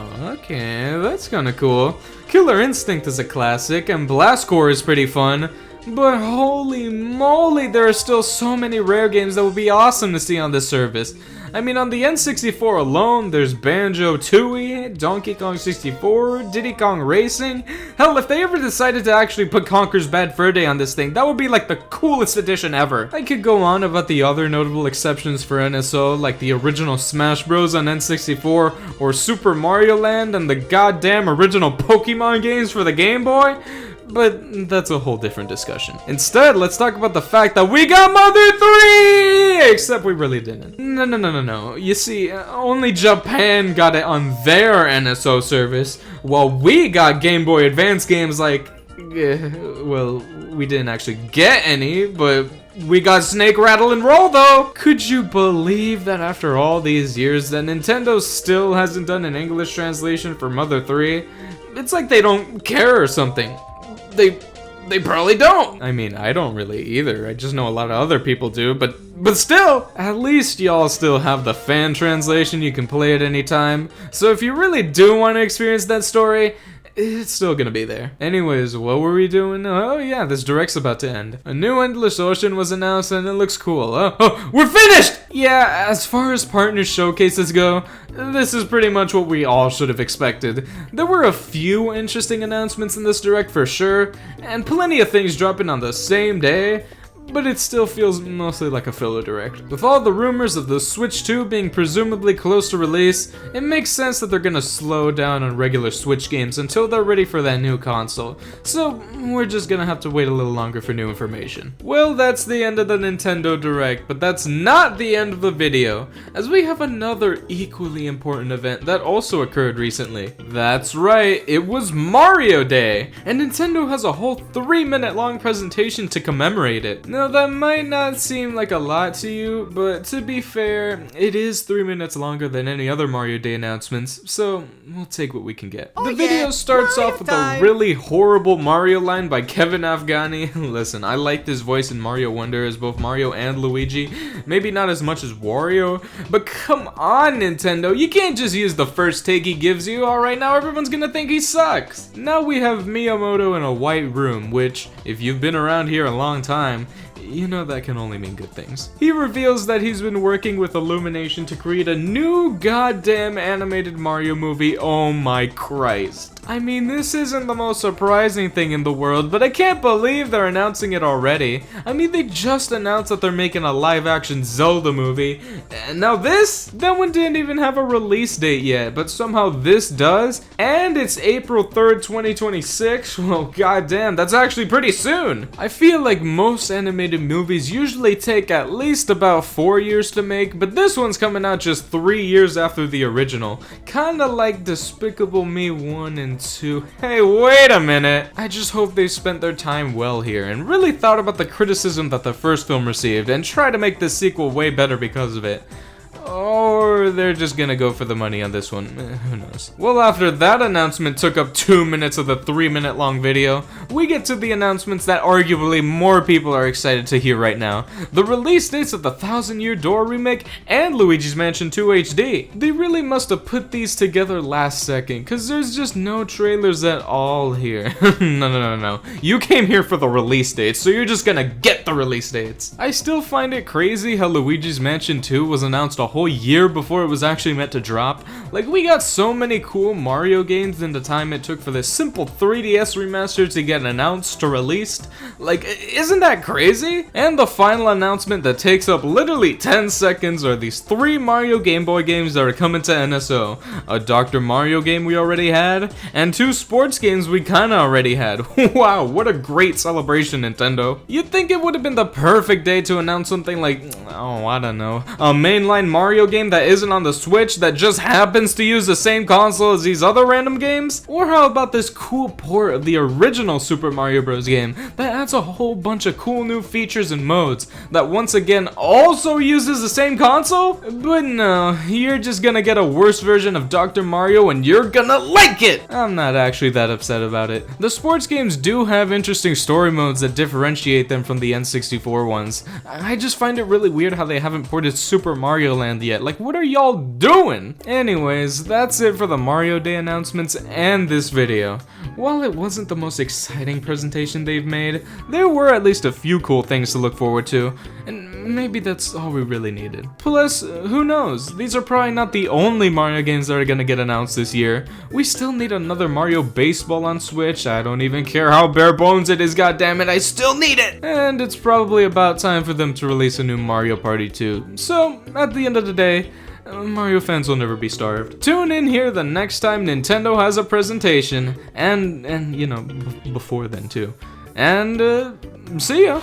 As I expected, that was pretty mid. Not the video was fine and all, but this direct just had a whole bunch of forgotten games in it. I mean, just think about it. Epic Mickey Rebrush was something I was actually seeing people hype up, and then when it came out, literally nobody cared about it at all, which is kinda nuts. I just realized I forgot to do the LeBron joke in this video. Man, how does Mickey make so many appearances in this direct? I didn't even notice that until just now. South Park Snow Day was terrible apparently, so that deserved to be forgotten. Banana Rumble seemed like an alright monkey ball, but it's another case where I saw hardly anybody talk about it. I mean, I still haven't bought it, even though I enjoyed Banana Mania, but I still do hope I get around to picking it up one of these days. World of Goo 2 was a sequel to an indie classic, and again, nobody talked about it, to the point that I don't even know if it came out yet or it just hasn't. I did actually see people talking about the crab game. It seemed like it was a pretty alright Souls-like, and Penny's Big Breakaway was something I and many others were hyping up before it came out, but again, nobody talked about it. It really did seem like a cool 3D platformer. I mean, I played the demo and I enjoyed it there, but I haven't felt compelled to pick up the actual game itself. Maybe I will one of these days, who knows. It's really crazy how that does seem to be a prevalent theme here. Hyped up games that were just completely forgotten after they came out. It's kinda sad, honestly. Anyways, the Mario Day stuff was fine enough too. Still looking forward to seeing a first glimpse of that second movie, although we do know the title now is supposedly Super Mario World, which gives you a pretty good idea of where the film will take place. Alright guys, we finally made made it. The Lost Nintendo Direct video for the June 18th, 2024 presentation, airing right here on this compilation. I mean, I shouldn't hype it up that much because it's basically just more of the same, but for this specific Direct, and a lot of you are probably watching these for the first time, I'd hope, so why don't we just get into it. Well, it sure has been a hot minute, but we're finally back for another Not Partners Showcase Nintendo Direct. People have been waiting with bated breath for this one ever since it was casually announced by Nintendo themselves alongside the reveal of the Switch 2 being an actual thing that exists. And now here we are, after a pretty quiet first half of the year being filled with remakes and smaller games, even if one of those was incredible. We've been wondering what the second half of the year will bring us, especially considering the fact that this is probably gonna be the last year of the Switch itself. Who knows if they even have anything else exciting left under their sleeves. Oh well, at least we can be assured that there will be no Mario games here. We've had plenty enough of those already. Oh, well, f me, I guess. Oh, okay! Okay! This was the absolute last thing I was expecting to see today. A new 3D Mario and Luigi game years after Alpha Dream went bankrupt, and after the two incredible Mario RPG remakes we just got? If anything, I was expecting them to remake Partners in Time or Superstar Saga again. But no, here's something completely new. Sure, the graphics and animation style here are exactly what you would expect from a modern Mario and Luigi game in 3D. There are no compromises from moving away from a sprite-based art style. In fact, I'd argue this looks better than the previous games. These attacks look like they're gonna be so much fun to pull off, and these character designs look exactly like the Mario and Luigi art style we've seen before. It doesn't seem like they're gonna change up the formula too much here, which is honestly a good thing. And plus, it seems like they're replacing Starlo for this entry, which I am absolutely not gonna complain about. Bring the championships home or on the go. This just seems like it was made to appeal to boomers who think Nintendo peaked in the 80s. Like, we can already play all these games on Nintendo Switch Online. What do these small little speedrunning challenges even add? You know what was an actual good use of old NES games? NES remakes on the goddamn Wii U. See, now that was a unique game that actually spiced things up and made fun and clever challenges out of these games, instead of just beating Super Mario Bros. As fast as you can. It would have been really cool if they made a sequel like SNES Remix, or even going further and doing something like N64 Remix. Literally anything like that would have been cooler than this. Also, is it just me or does this speedrun timer look exactly like the one that most YouTubers and streamers use? Like, I don't know if a timer design can be copyrighted or anything, but if it is, then the speedrun community is about to go ham on Nintendo. Another sport is coming to Spoko Square. I'm not gonna talk about this. No shot, they just revealed Silk Song. Oh my god, Nintendo just won E3. So is this another one of those outlet creatures from the new Mario and Luigi, or what? Oh hey, it's that game Butters plays. Oh hey, it's Mario Strikers. Wait, what? What is this? They really put Looney Tunes Sports Mix on the Switch before Multiverses. They gotta just be messing with us at this point, I swear. GameCube era licensed shovelware is so back, guys. Of course the Underworld has a Spanish name. Oh, you think that name's bad? Well, this dude's name is 10. Like the number. 10. Wait, so you're telling me this is a farming game where you grow animals that can help you in combat? Now, where have I heard this before? Also a farm game, lol. Oh my god, is that a Wii port? Yeah, it's a Wii port. It looks like Donkey Kong Country Returns, and it's looking as Donkey Kong Country Returns as ever. I mean, good lord, you give Donkey Kong fans a simple upscaling of a Wii game when they've been begging for years for an actual new game in their series? To be fair, this does seem like the best version of this game. It has the extra levels from the 3DS version, and it doesn't have required motion controls like the Wii version. I feel like they not only made this to try and calm down Donkey Kong fans before they go ape on Nintendo HQ, but also to coincide with the Donkey Kong expansion to Super Nintendo World coming next year that looks strikingly similar to this exact game. In that case, I can see why they would do something like this. It is a very good game, and the more people that can play it, the better. But if you're not gonna really add anything to this port, I feel like you could at least not price it at $60 like we know you're definitely going to do. Oh my god, they're revealing Silk Song. Yeah, this game looks cool, I'll admit it. I just find the term HD 2D weird, like that sounds like some prescription medicine I'm supposed to take. Or a Star Wars robot. Oh, and they're remaking the first 2 games too. Well, that just seems a little gluttonous. Hey man, can you not hold the slime like that? Let's have some fun, Co. Holy Funko! GameCube era licensed shovelware is so back, you guys! This is like Lego Dimensions if everyone making it was on Adderall. Can you believe that this is one of the first crossovers that Scott Cawthon actually allowed Five Nights at Freddy's to participate in? Dead by Daylight? Nope. Fall Guys? Nuh-uh. Fortnite? To be determined. This game has the most random assortment of franchises ever. Like, it forgot the whole appeal of crossover games are that people are supposed to recognize what most of the properties in it are.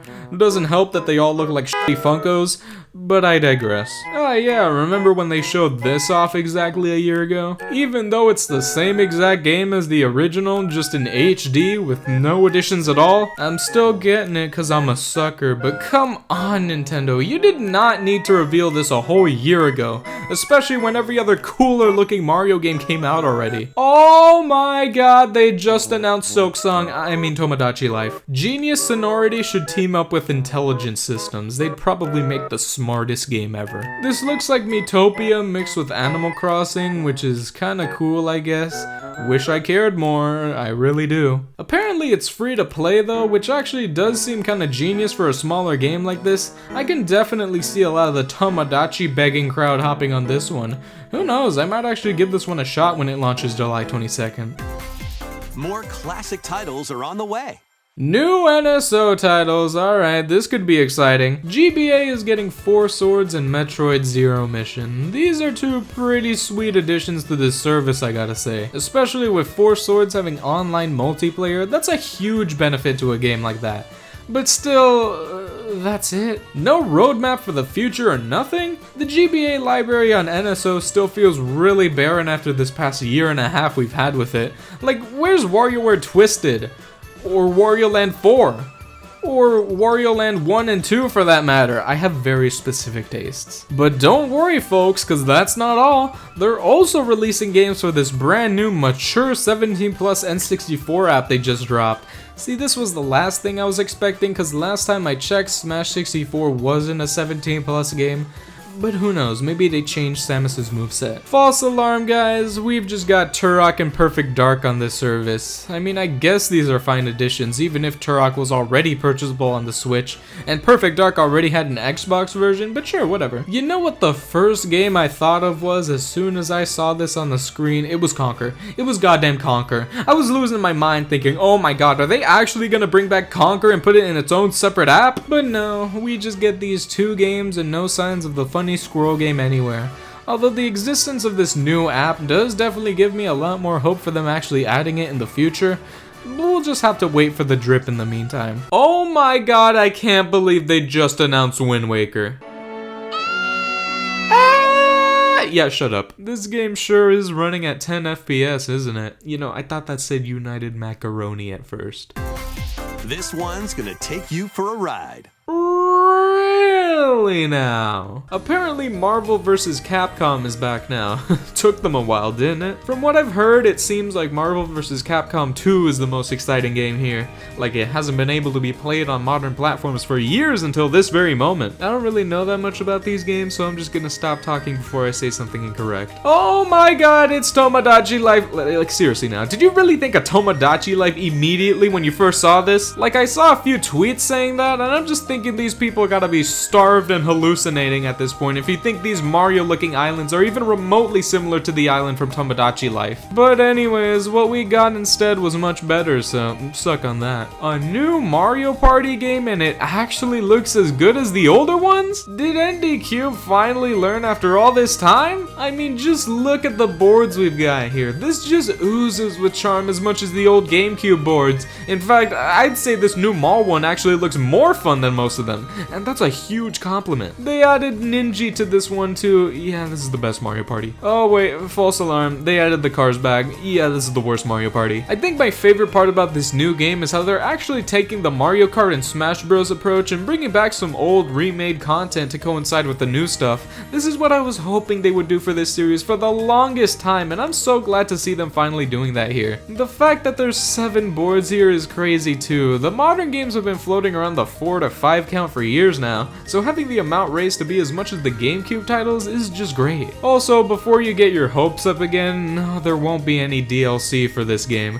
Just like how none of the previous Mario Parties before this one didn't get any. I still remember how at the reveal of Superstars, people were saying that it should have been DLC for Super Mario Party, and now people are saying that this game should have been DLC for Superstars. Like, can you guys just make up your minds? This is a party game series. You don't see franchises like Just Dance or the Jackbox Party Packs putting DLC in all their games. Instead, they make annual installments in their series because that's what makes them the most money. And I definitely don't hear people complaining about the Jackbox devs making a new game every year, so why is it different for Mario Party? What I'm saying is, you should be glad Mario Party isn't an annual series. The quality of these games will drop in an instant. Alright, I actually had a lot more to say about Mario Party, but we gotta get through these announcements quickly. Oh my god, is that Silk Song? Nope, it's actually an Oracle's remake with the Link's Awakening art style. You know, I think we should have expected them to do this a long time ago, honestly. It does make sense for them to reuse this art style to save on resources. Oh wait, that's Link dying. Oh wait, it's a Zelda game where you actually play as Zelda. You're telling me they haven't done this before? And they're actually making a unique gameplay style out of it too. Instead of having her be a Link clone swinging a sword around everywhere, now you can copy anything around the world and use it to your advantage like a weapon. Not only are you able to just place things like tables and rocks everywhere, you can also take control of the enemies too. Now, where have I seen this before? Skylanders Trap Team. This is honestly a really cool mechanic that is definitely going to be fun to abuse in a few places. I've seen some people upset that she's not using a sword like Link does, but at that point, why not play any of the other 100 Zelda games where you can do that? They're doing something actually unique here, and I think that's cool. Plus, it's good to finally have a game starring Zelda that doesn't look like this. They really should have called it The Legend of Link though. See, now that would have been funny. Oh hey, they made another one of these. I definitely was not expecting that. Why wasn't this just free DLC for the last Just Dance game though? Did these developers even know what they're doing here? Jeez. A new LEGO adventure is on the horizon. You know, it's weird to call a game franchise an industry plant, but when you see something like this, suddenly the term starts to make sense. The Horizon franchise is apparently so popular, even though I hear nobody talking about it. The games are like the best-selling PlayStation games ever. Alloy has been added to every game, and now they're making a LEGO version. Like, there's never been a LEGO game based on an actual gaming franchise besides like Portal and LEGO Dimensions.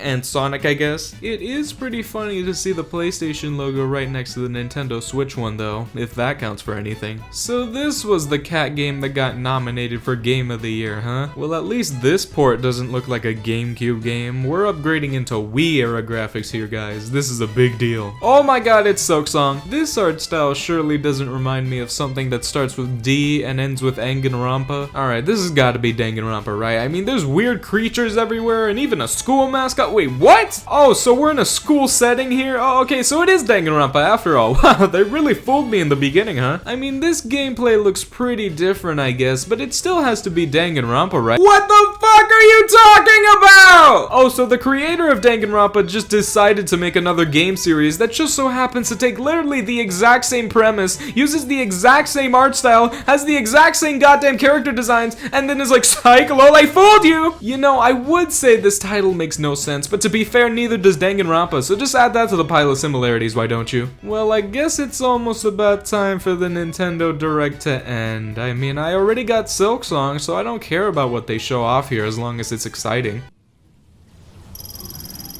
Mother 3? Oh, no, wait. It's Star Fox. No, wait, my bad. It's Halo. I can't believe they're finally remaking Metroid Prime 2. I mean, it's been quite a bit of time since Metroid Prime 1 remastered, so it was only natural they'd head straight into the next game in the series. I think I might be stupid. Several jokes aside, holy Christ, has it been a while since we've heard anything about this game. I mean, it's been so long that people were theorizing it would be a Switch 2 exclusive at this point. But nope, they just decided to reveal it like that. Oof, okay. This game looks so goddamn nice. It's almost hard to believe it's actually running on the Switch, but rest assured it is. Although with that 2025 release window, I wouldn't be surprised if it happens to be a dual release on the Switch and the next console at launch. That would honestly be really cool and show how much faith they have in this game to headline a new console like that. After playing Metroid Prime Remastered, I am absolutely a fan of this series now, and I cannot wait to get my hands on Bed Bath & Beyond eventually. It would be pretty cool if they actually remade Prime 2 and 3 before then though, but I guess that would be a lot of work. And that was the Nintendo Direct. Oh, okay, what the hell was that? For a Direct that everyone's saying is gonna be the last one for the Switch, you would not expect it with the amount of quality games they revealed here. I thought it was just gonna be remakes and ports galore, but we got at least 4 unique and brand new first-party games revealed here. I can hardly believe this. The Switch is definitely going out with a bang before the reveal of that sweet, sweet, shiny new console. Who knows what type of insane looking games they're making for it as we speak. All we can do now is wait for that September Direct to know what they're really cooking. It's gonna be an interesting one for sure. But anyways, it looks like it's the end of the video. Make sure to take your dog for a walk today, and I'll see you relatively soon. Wow, okay, that kind of felt weird for me. I mean, I knew I was posting this eventually, but just having this whole completed video in my files not posted on this channel is sort of mind-boggling. But there you go, it's not lost media anymore. Just between you and me, I actually have an hour-long video that I haven't done any editing for yet about a game that was shown off in this Direct, but it's also not a game you'd necessarily expect something like that on, so hope that'll keep you on your toes. That's another situation where I can hardly believe I've got something like that fully recorded in my files right now. Every time I remember, it's like, oh yeah, I still have that whole thing I gotta do. But with all the Mario Kart hype that's going on lately, I feel like it's gonna be a bit of time before I get around to it. So I'm sorry, but you'll just have to wait. I just felt like sharing that little secret in this random compilation intermission so I don't go crazy these next few months knowing I still have that. But regardless, the Direct! Mario and Luigi Brothership was another banger RPG. This one was actually pretty divisive between fans of the series. I mean, that one IGN review didn't help anything, but still. I don't know, man. I thought it was a great time. Sure, the beginning was genuinely pretty slow, but after getting past that, the game was a total blast. I know it's not a great thing to hear about a game that the beginning's a slog, but trust me, it's actually worth getting through it. Returns HD is a Wii port. I played it and it was good, because the game's already good, but absolutely nothing was done here, and as I predicted in this very video, it was in fact $60, which was terribly overpriced for this. Mario Party Jamboree was incredible. Honestly, I think I was more hyped for this game than Brothership, and it absolutely delivered. I mean, we didn't get true DLC in the form of boards, but we did get a Switch 2 edition, which is essentially DLC, although it's not DLC in the way everyone else wanted, so I still think I was accurate in my assessment in the video. I really didn't hear many talk about Echoes of Wisdom, but it seems like a fine enough game, and while Metroid Prime 4 wasn't a launch title like I suspected it would be, it is getting a Switch 2 edition the same day it releases, so I did correctly guess it would be a dual console release. Alright, I really didn't expect this video to turn out this way. This is basically a whole entire separate video with a compilation in the middle of it now. I can never just make it too easy for myself now, can I? We're almost at the end here though, since now we have a video on the final Switch Direct. At least that's what I called it. I don't know. They might have a Switch 1 focus presentation in the future, even if that'd be lame. I really like the thumbnail I did here because, you know, I drew it, but that's also probably the reason why this got a microscopic amount of views, so whatever. Dear God, has it been a while since the last Nintendo Direct. Heck, even just a while since we've gotten any Nintendo news. The last we heard from them was that the Switch 2 was coming out, and since then there's been absolutely nothing. But here we are 2 months later, and not only are we getting ready for that Switch 2 Direct, but they just decided to drop this Switch 1 Direct randomly 1 week before it? Why didn't they do something like this in February, or at least earlier this month, not 1 week before the big day? Well, whatever the case, we're here anyways, so let's just see what they have in store for what will probably be the final Switch 1 Direct. Who knows, this might even be just as exciting as that Switch 2 Direct.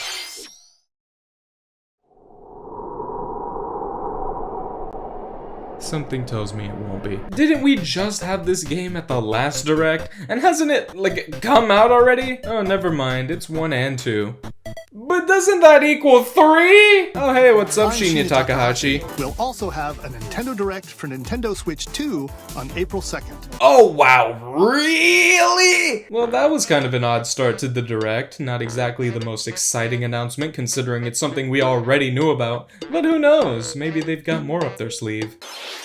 escape from dire straits. Lethal Company? Wow, Lethal Company must have had a massive art style change, huh? I'm afraid we can't support this game, guys. I mean, they say right here it's made from AI. Game companies are really starting to get lazy nowadays. Unleash the supernatural. Wolverine? You know, this direct was really missing a classic RPG remake. We haven't had enough of those lately. Wait, they got Jack Frost in this game? Never mind, this game is goated. Kind of an odd choice to willingly call your own game soulless, but I won't stop you. Oh, this is exactly what I've wanted as a Pac-Man fan my entire life. A Metroidvania that looks like this. What do you mean you wanted Pac-Man World 2 Repack? This is clearly the better game. Honestly though, I do think this concept is kinda cool. I like when game companies start to experiment with their franchises instead of just doing the same thing over and over. I just wish there were a little more Pac-Man elements in here. Hashtag consume darkness. The rhythmic march begins. Wait. What the hell? Remakes of a PlayStation exclusive franchise announced to be coming to the Nintendo Switch? I mean, it must have taken ages for them to upgrade the graphics to these games. Do you know the possibilities this opens up now that we have Sony exclusive games on Nintendo consoles? I mean, this is the first time anything like this has happened. Lego Horizon doesn't count. All I'm saying is that Parappa actually has a chance to come back, so you better be excited about that. Oh, just what this direct needed, a cozy game! Yeah, it's bizarre you keep making these. Okay, who put Moo Moo Meadows in My Harvest Moon? This direct feels like Sonic in 3D the way it's off to a rocky start. I really hope they've got something interesting coming up soon. Oh my god, it's Shrek Swamp. It's about time we got more information on Metroid Prime 4. We should just be glad that they're not announcing another complete restart here. This game does look pretty good, but you can definitely tell that this is running on Switch 1 quality hardware. Looks like the gimmick for this game is that Samus has psychic abilities, allowing her to manipulate things around her, kinda like what Link does in Tears of the Kingdom. She didn't need psychic abilities for that to work on me though. Wait, what? You're telling me that even after this trailer, you still don't have a release date for this game? That just makes me worried that they're gonna delay it even more. And I don't think Arlo can take something like that. Wait a second, a Tamagotchi game? Nintendo, you idiots, we said Tamagotchi, not Tamagotchi. They literally made a minigame one of those weird ass dentist flash games with the unnecessarily realistic teeth. Why would I ever want to play something like that? Shout out to this guy though. Didn't we just see this game at the Pokemon Presents? Are you already needing to pad for time that badly? And you don't even have a release date for it either. Alright man. We're more than halfway through this thing and there still hasn't been a new game to be excited about. Hell, even just a new game announced in general. How much longer is it gonna take before we see something actually interesting? Hello there. Well, this would be interesting, but unfortunately, they're using AI for the voices here. Sorry if this is how you found out. Yeah, you're right. This is how I currently look like watching this direct. Okay, so you're telling me they actually didn't give up on this franchise entirely? I thought these guys were just gonna make WarioWare games for the rest of time. What do you mean Rhythm Heaven is back? I'm not sure if this is my type of game yet, but plenty of people have been begging for this series to return for years. So honestly, I'm just happy they're not starving anymore. Although I guess they will be starving for at least another year, so maybe it's not all good news. So this next part is weird. Suddenly they halt the brakes for this direct and start talking about this new, unique way to share digital games that they call virtual game cards. It's basically just game sharing, but in a convoluted Nintendo fashion. What more could you expect from them at this point? Although this isn't really a feature I see many people clamoring for them to add, so it is kinda cool that they decided to do something like this anyways. Again, it is a Nintendo move to only allow you to play these for 2 weeks, but then again, if you somehow can't complete a Nintendo game in 2 weeks time, then that's kinda on you at that point. Oh, Mario Baseball! Oh wait, that's golf. But we already had a Mario Golf game on the Switch. What do you mean they're making another one already? Damn, Luigi really looks different in this game. Oh, false alarm guys, this is actually my other favorite gaming franchise, Everybody's Golf. Cause why have one person's golf when you can have everybody's? These graphics legit don't look that much different than the actual Mario Golf on Switch, and I think that's kinda funny. Man, we're at the end of the direct already? I mean, it has felt kinda long, but like, there's been hardly any actual game announcements here. What do you mean the last year of a console's generation doesn't have much content in it? Ah well, at least we have one final announcement to close off this direct. It better be something cool like Kirby, or even that PvZ remake we've heard rumblings of. I swear to God, that thing better be real.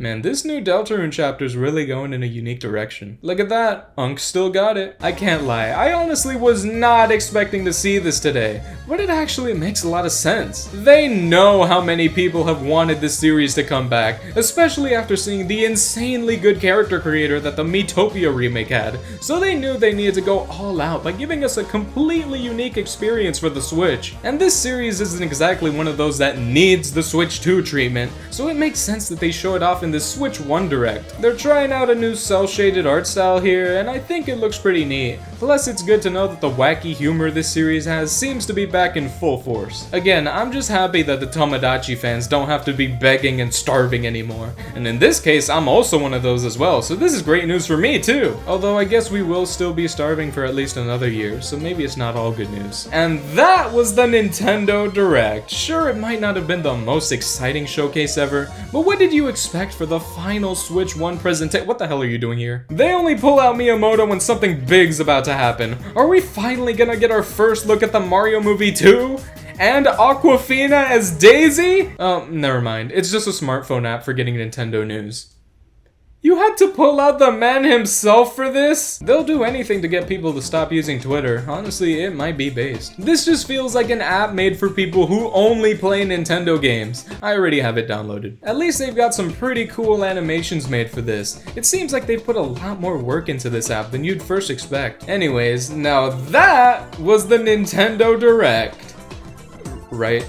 It's over now, right? This definitely wasn't a Direct for everyone. I mean, it wasn't a Direct for me as there were no Mario games. And as you know, I only play Mario games. Jokes aside though, I feel like this was the best you could have expected for something like this. I mean, this is a Switch 1 focused presentation just less than a week before a big Switch 2 presentation. Did you really think there were gonna be things that exciting here? Honestly, it's a miracle they were able to please so many fans with this one. I mean, just Rhythm Heaven and Tomodachi Life coming back alone pleased so many people, and learning that Metroid Prime 4 is still a game that exists is always a good thing. The third parties might have been a little lacking here. Hell, it was mostly just Bandai Namco games for some reason, but even then, there were still a few fun surprises thrown in there. All we can do now is wait for that Switch 2 Direct to see what Nintendo's really cooking up this year.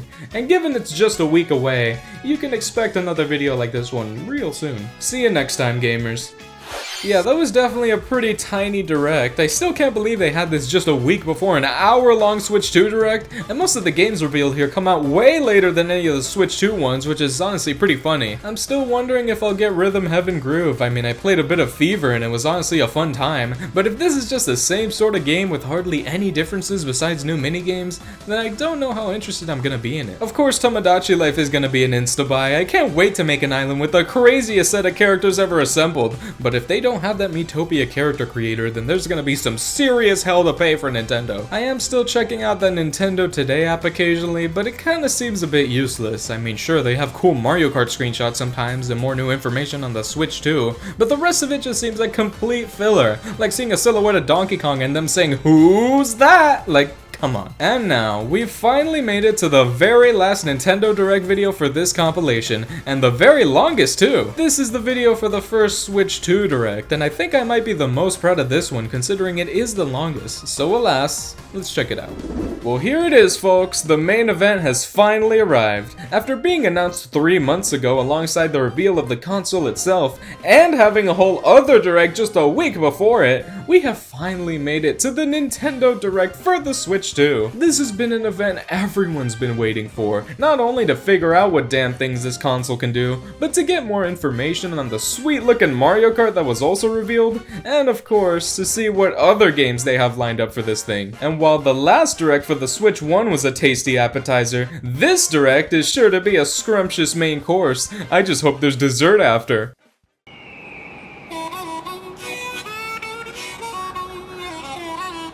Well, this is desert, so I guess that counts. Oh! Oh! Oh! What the f am I looking looking at? These characters are so expressive. I can play as the Moo Moo Meadows cow. They have costumes like Tour. These tracks look incredible. And to top it off, it's not called Mario Kart 9. Oh my god, Nintendo, I'll pay any price to play this. I was joking.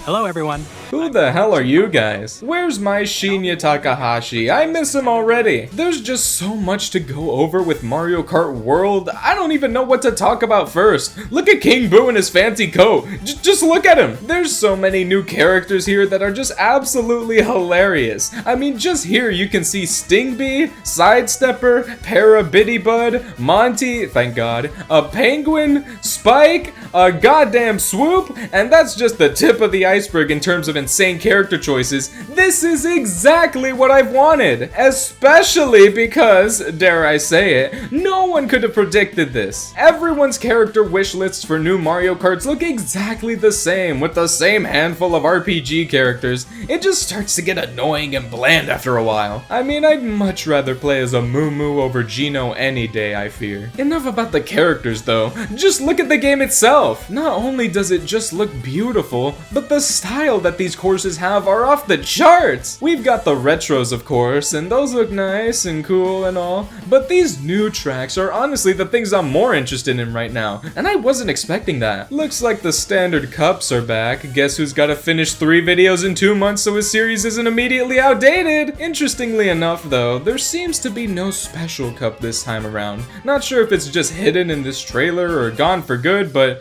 kinda weird that they just exclude it. These new modes are absolutely what I've wanted from this franchise for the longest time. A knockout mode where players get eliminated was one of those genius modder ideas I've always wanted to see them try. And getting to explore all of these maps in free roam? There's endless amounts of fun to be had just exploring these vast courses. I really hope there's some sort of story mode to go along with this. This seems like the kind of game that will be right for it. I could go on and on about all the little details and mechanics this one trailer has, but there is a whole 55 other minutes of this direct left to go, and I really want to know what that goddamn C button does! I hope it stands for Kirby. Wow, that new logo animation looks weird. I don't know if I like that. Hey, you don't have to call out most Nintendo fans like that. Come on now. Does the C stand for cooked? It probably stands for capitalism. Wait a second. Isn't this just the Discord layout? The C stands for sued. Did you see someone just like go on top of that dinosaur? Really? They can do that? Can do it? You guys, I just did it. Okay, the fake gamer talk they have these actors doing for this trailer is actually hilarious. They have to know nobody really talks like this, right? It seems like they're massively pushing the online multiplayer this generation. I mean, they have a whole button dedicated just for it. You know, I like that kind of confidence from them, even if it does just seem like Discord but on a Nintendo console. At least there's seemingly some unique things they're trying with it, so why not? I thought they announced Game Share last Direct. It turns out they're actually doing it now. They're just ripping off download play from the DS era, let's be real. This is a strange selection of games to start off with. I mean, who's just begging to play as Cappy in Odyssey? Or another Toad in Captain Toad? And who's even playing Big Brain Academy at all? But they do have Clubhouse games, so it's based. We'd like to show you the Nintendo Switch 2 system itself. Ah, here we go. It's finally time to see the actual console itself. You know, I do like my Switches how I like my women. Wait, I read this wrong. No, I don't. On the Switch 2, Mario will look less like Minecraft. I guess that means the C button doesn't stand for chicken jockey. Ah, damn it, I lost in Mario Kart. Man, I hate this console. Let me tear it apart right now. Man, I'm so angry. I've always wanted bigger slur. Finally, my little cousin can actually press the goddamn buttons now. Like, can you believe we actually had to live with those minuscule ass shoulder buttons? Good lord. The left and right sticks are now larger. Thanks for that. There's quite a lot of upgrades this Switch 2 has compared to the original, as you would expect. One of my personal favorites though is the confirmation that games are actually gonna load quicker on this thing. I've really wanted this for a while, cause some games like Pikmin 4 and Brothership take ages to load, and this will make replaying those a lot more enjoyable. Man, this new information is great and all, but I really wish something horrifying happened right now. Hello. My current location is actually inside the game itself. Ah! This Nintendo Switch 2 Welcome Tour will launch as a paid... So they're making this whole tech demo education type game about the Switch 2 itself, and they're not even bundling it in with the console? Who the hell is gonna be that hyped to play mini golf that they need to buy this? Well, Sony released Astro's Playroom, a fun 3D platformer that showed off the PS5's capabilities completely free with the console, and you expect us to pay for this? Really? Okay, more Switch 2 information, here we go. The game cards are red now, which is kinda cool and all, but where's the little nub that the 3DS cartridges had? What's gonna happen if I put this in my old Switch? Is it just gonna blow up? The old SD cards don't work because they hate you. You'll be able to transfer save data. They've got a new Switch 2 Pro controller with a C button that stands for controller, and new GUR and GOL buttons for when you wanna GOL Nintendo's nuts and buy this $80 controller! I'm calm. Here's the date that my execution will be, and we're proud to announce that on the Switch 2, you'll be able to play 3 games. That's right, we're 2 ahead of the PS5. You can play Nintendo Switch 2 games on the Nintendo Switch 2. Wow, you're really convincing me to switch Nintendo. We're proud to announce that you can play Yoshi's Woolly World, what the hell, on the Nintendo Switch 2, alongside like some other games probably. Next they announced Jamboree DLC. What the hell? I thought the whole point of Mario Party was to never do DLC. What even is this? Turns out it's a bunch of new modes that utilizes all the new gimmicks the Switch 2 has. See, I'm pretty sure they did this so they can have a party game that actually uses these gimmicks this close to launch, without actually needing to make a whole entire new Mario Party. It's kinda smart, honestly. They've got mouse games, they've got blow games, they've got you in the game, they've got TikTok filters, they've got roller coasters. It honestly looks like they're putting a lot into this. Basically, anything that's not a new board. The Zelda Switch games are getting Switch 2 editions that bump up the resolution and frame rate. That sounds like fun. This new Zelda Notes app they're adding actually has a lot of features that the original versions didn't have, so these almost feel like pseudo remasters in a way. Kirby and the Forgotten Land is getting DLC. Huh? This is even more unexpected than Mario Party, considering this game is 3 years old already. I thought they would have just been working on a new game all this time, but I guess we've got this for now. Apparently this ain't some small update either. It seems like a ton of levels are getting changed and reshaped for this new DLC. This might actually be more interesting than I first thought. Prime 4 is also getting a Switch 2 boost, thank god. Using the mouse controls here looks so gimmicky, but also so fun. I really wonder if it's gonna be more comfortable to play it this way. It seems like one of those things you've gotta try yourself to truly know. Legend Zaza is also getting a Switch 2 version, although I feel like the real problem with these games' graphics is the fact that Game Freak has to pump them out so often. For the Switch 2 version, instead of 10 FPS, it'll run at a stable 20! These Switch 2 editions look pretty neat. I hope more Switch games get upgrades like these in the future. But man, oh man, I'm really itching to play a game where my legs don't work.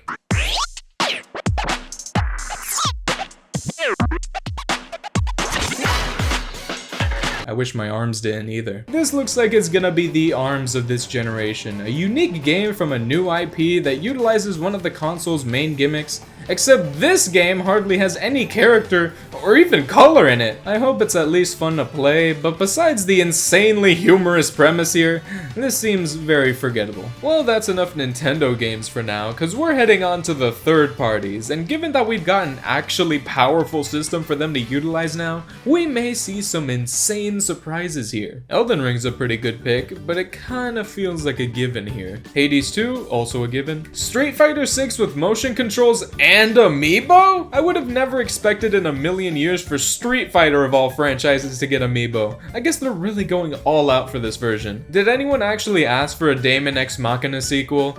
Don't tell me you did, I'll be disappointed. Apparently this game is really good, so I'm glad that's here. Wow, EA Sports is on the Switch too? Dang! I was not expecting that. Hogwarts Legacy, I don't care. Tony Hawk makes sense. What doesn't make sense is this ending where they end up in Bikini Bottom. Excuse me? They just completely glance over that like it was nothing. What the hell's going on with the collabs for this game? You know, for a Switch 2 game, this sure doesn't look that great. Neither does this one really, and it's not just because it's an RPG, okay?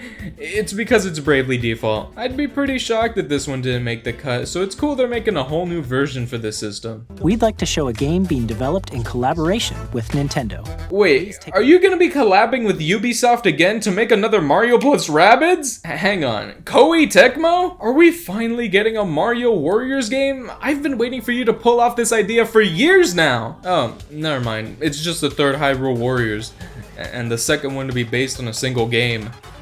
And that game is insanely similar to the last one. Did you seriously need to make this? Like, sure, Breath of the Wild has a Warriors game, so naturally the sequel should have one too, right? Well, maybe, but I feel like you're just milking the Breath of the Wild style a little too much for the fourth game in a row. It'll be nice to have one of these games on a console that can actually run them at least. The NSO expansion pack's getting a new benefit. Oh boy, I wonder if it's GameCube. Yeah, it's GameCube. I predicted the exact way that they do this. Make GameCube still a part of the expansion pack, but have it only be accessible on Switch 2. And that's exactly what they did. Thank God they didn't decide to make another higher price tier just for GameCube games. It seems like they've made some good picks for games to port over so far, but like, really?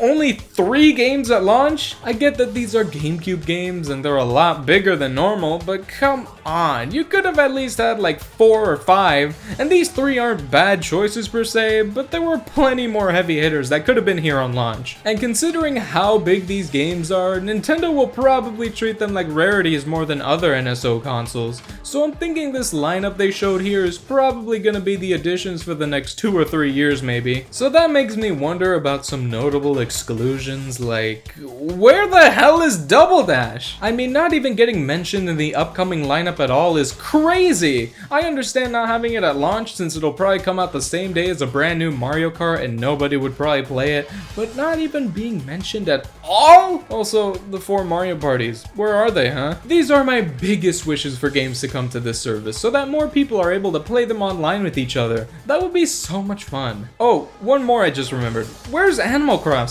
This is one I'd probably play all the time if it was on this service, and considering there seems to be no new one in sight, it would have been a perfect opportunity to let people experience the original for the first time. I guess it's time for more third parties now. What they've shown so far is pretty nice, but I wonder if there will actually be any big surprises here, like, oh, I don't know, Deltarune?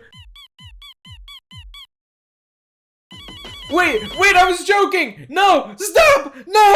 Jokes aside, I really did not expect this to be here. I thought the Switch 1 Direct would be the perfect time for this for sure, but during the big Switch 2 reveal presentation, I thought they'd only show off games with high quality, intensive graphics and whatnot, but considering this is coming out the same day as the Switch 2 for some reason, it does make sense to have it here. Don't really know too much about this series besides my joke and what everyone on the internet posts about it, of course, so I can't really comment on it much besides that. Instead though, I will say, lol, Deltarune fans are about to get their game completely overshadowed by Mario Kart World coming out the same day, lol! Oh, f you, Randy. Oh, this is what I want to see here. Third parties are already using mouse mode in their games. I'm so glad to see that it won't just be Nintendo utilizing it and everyone else ignoring it. The only thing this game is notable for is 1, looking like a ripoff of Lord of the Flies, and 2, being the game the direct stream froze on for literal minutes. Real ones will know this image. That type of bug hardly ever happens in any of these presentations. In fact, this is the first time I'm ever seeing gameplay of Enter the Gungeon 2. Wait, why is it 3D? Well, there were some other cool announcements, but I think I've been thorough enough here. Besides, we've just got a simple sizzle reel to go through now. Surely there won't be anything too exciting here. What? Excuse me? You can't just drop this news nonchalantly in a sizzle reel like that? You're telling me Silksong is actually real? Let's calm down here, folks. All they showed was a release year, not even a date. Nothing ever happens, believers. This one's on you. The rest of the reel shows off mostly games we've already seen before. But looking back at this, can we talk about the goddamn music they put here?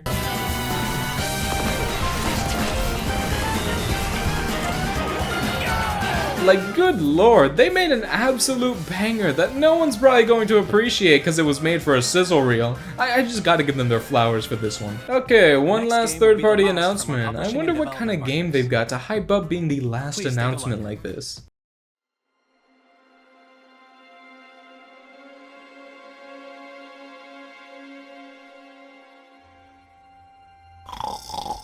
Lady, we just met. They would give us the Bloodborne remaster on Switch and not PlayStation. Okay, so apparently this is like not a Bloodborne game. but it's set in the same universe, and it's multiplayer focused. I really don't know what's going on here. It being a Switch 2 exclusive is kinda wacky though. It's like they're telling us, yeah, that's right, we've got real games now, not any of that colorful bullshit. We've got jetpacks. Man, the third parties seem to be going nuts on Switch 2. It makes sense. It's been a while since the previous console hasn't been a complete failure. They can finally trust them now. It really has been a hot minute since the last Nintendo game's been revealed though. I mean, I really thought we'd see more by now. What else do they even have planned coming to this thing?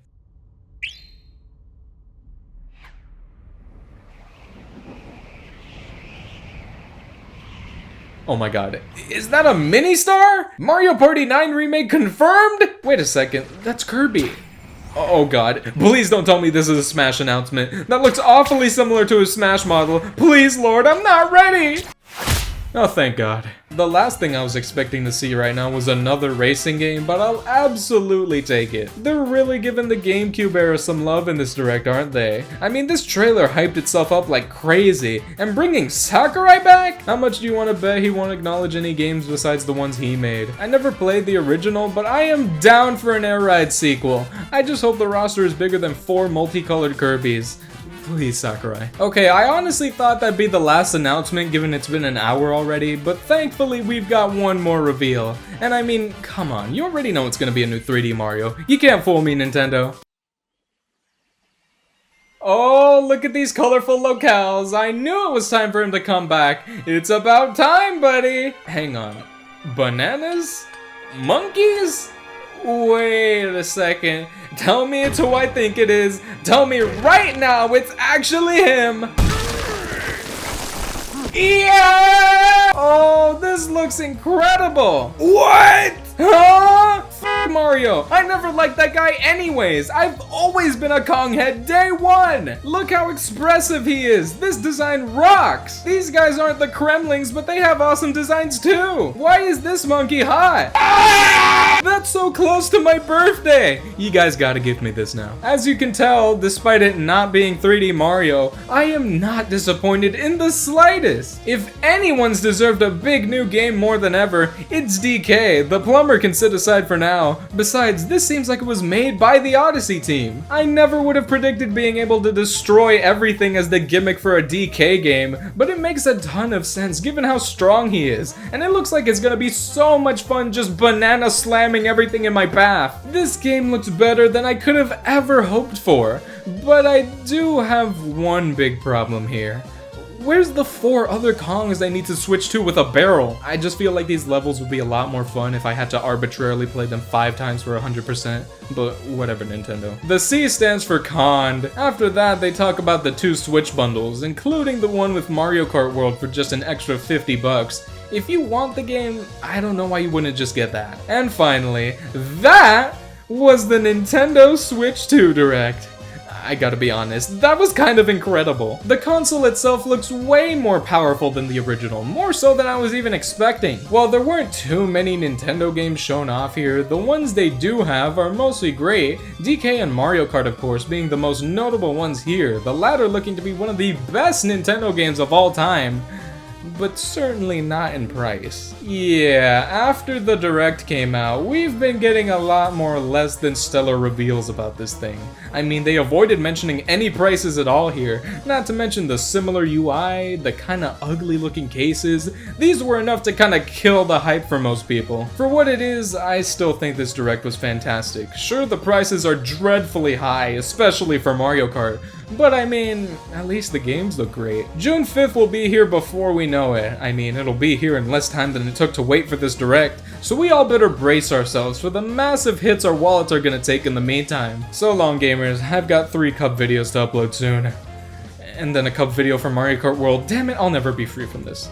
Yeah, I wasn't joking about that. I still do think this Direct was great despite all the bad information that came out afterwards, and I feel like now people are warming up more and more to the idea of this thing. They have been releasing tiny pieces of information about both the Switch 2 and the new games coming to it, and something tells me this is gonna be one of the biggest console launches ever if the goddamn pre-orders are anything to go by. I think that one article or something that said people just want something to bring them joy nowadays is a lot more accurate than you think, and despite the price reveal kinda having the opposite effect, I still think most will pick pick it up just to have something fun to enjoy for a while, which is completely fair in my eyes. Mario Kart World is of course looking excellent, and despite there not being really that much revealed about it after this direct, I still think it's gonna be a great time. Honestly, I just think the trailer they made for here revealed too much. If they saved some info for the standalone direct, then maybe it would have been more worth it in the end, but oh well. Donkey Kong Bonanza is looking to be one of the best 3D platformers ever made. Honestly, it was a really smart decision to have this game be the sole 3D platformer for the console before a new 3D Mario. Now people will be more inclined to try this out before picking up a Mario game. They really have put DK in the best position here. As for the Switch 2 itself, I cannot wait to get my hands on one. Obviously what I'll be doing the most once I get it is playing Mario Kart, but I hope I get some time afterwards to try out some of the GameCube games, and especially hopping back on Tears of the Kingdom with the crisp 4K visuals. Who knows, it might actually be the first Zelda game I finish. Wouldn't that be something? Well, it's been a long ride, but I suppose we've made it to the end of the compilation. It was pretty fun to go back and see how these videos evolved over these past 3 years, but I guess this is the part of the video where I say, I don't think I'll be doing these anymore. I mean, if people aren't that interested in them and would much rather watch other videos I make, then I'm not sure why I wouldn't just put more time and effort into those videos. That just seems like the smart play. I'll still probably react to them and post those here since that's always fun to do. But yeah, if anything, I feel like this is a great finale to this series. A true send-off to an era that was only just the beginning for this channel. I mean, who knows, maybe if there's a direct that I think needs to be covered, I might do it. Or if this video gets popular and you guys are clamoring to see more of these, then I might just have to continue making them. But for right now, this is the final experience. See you next time.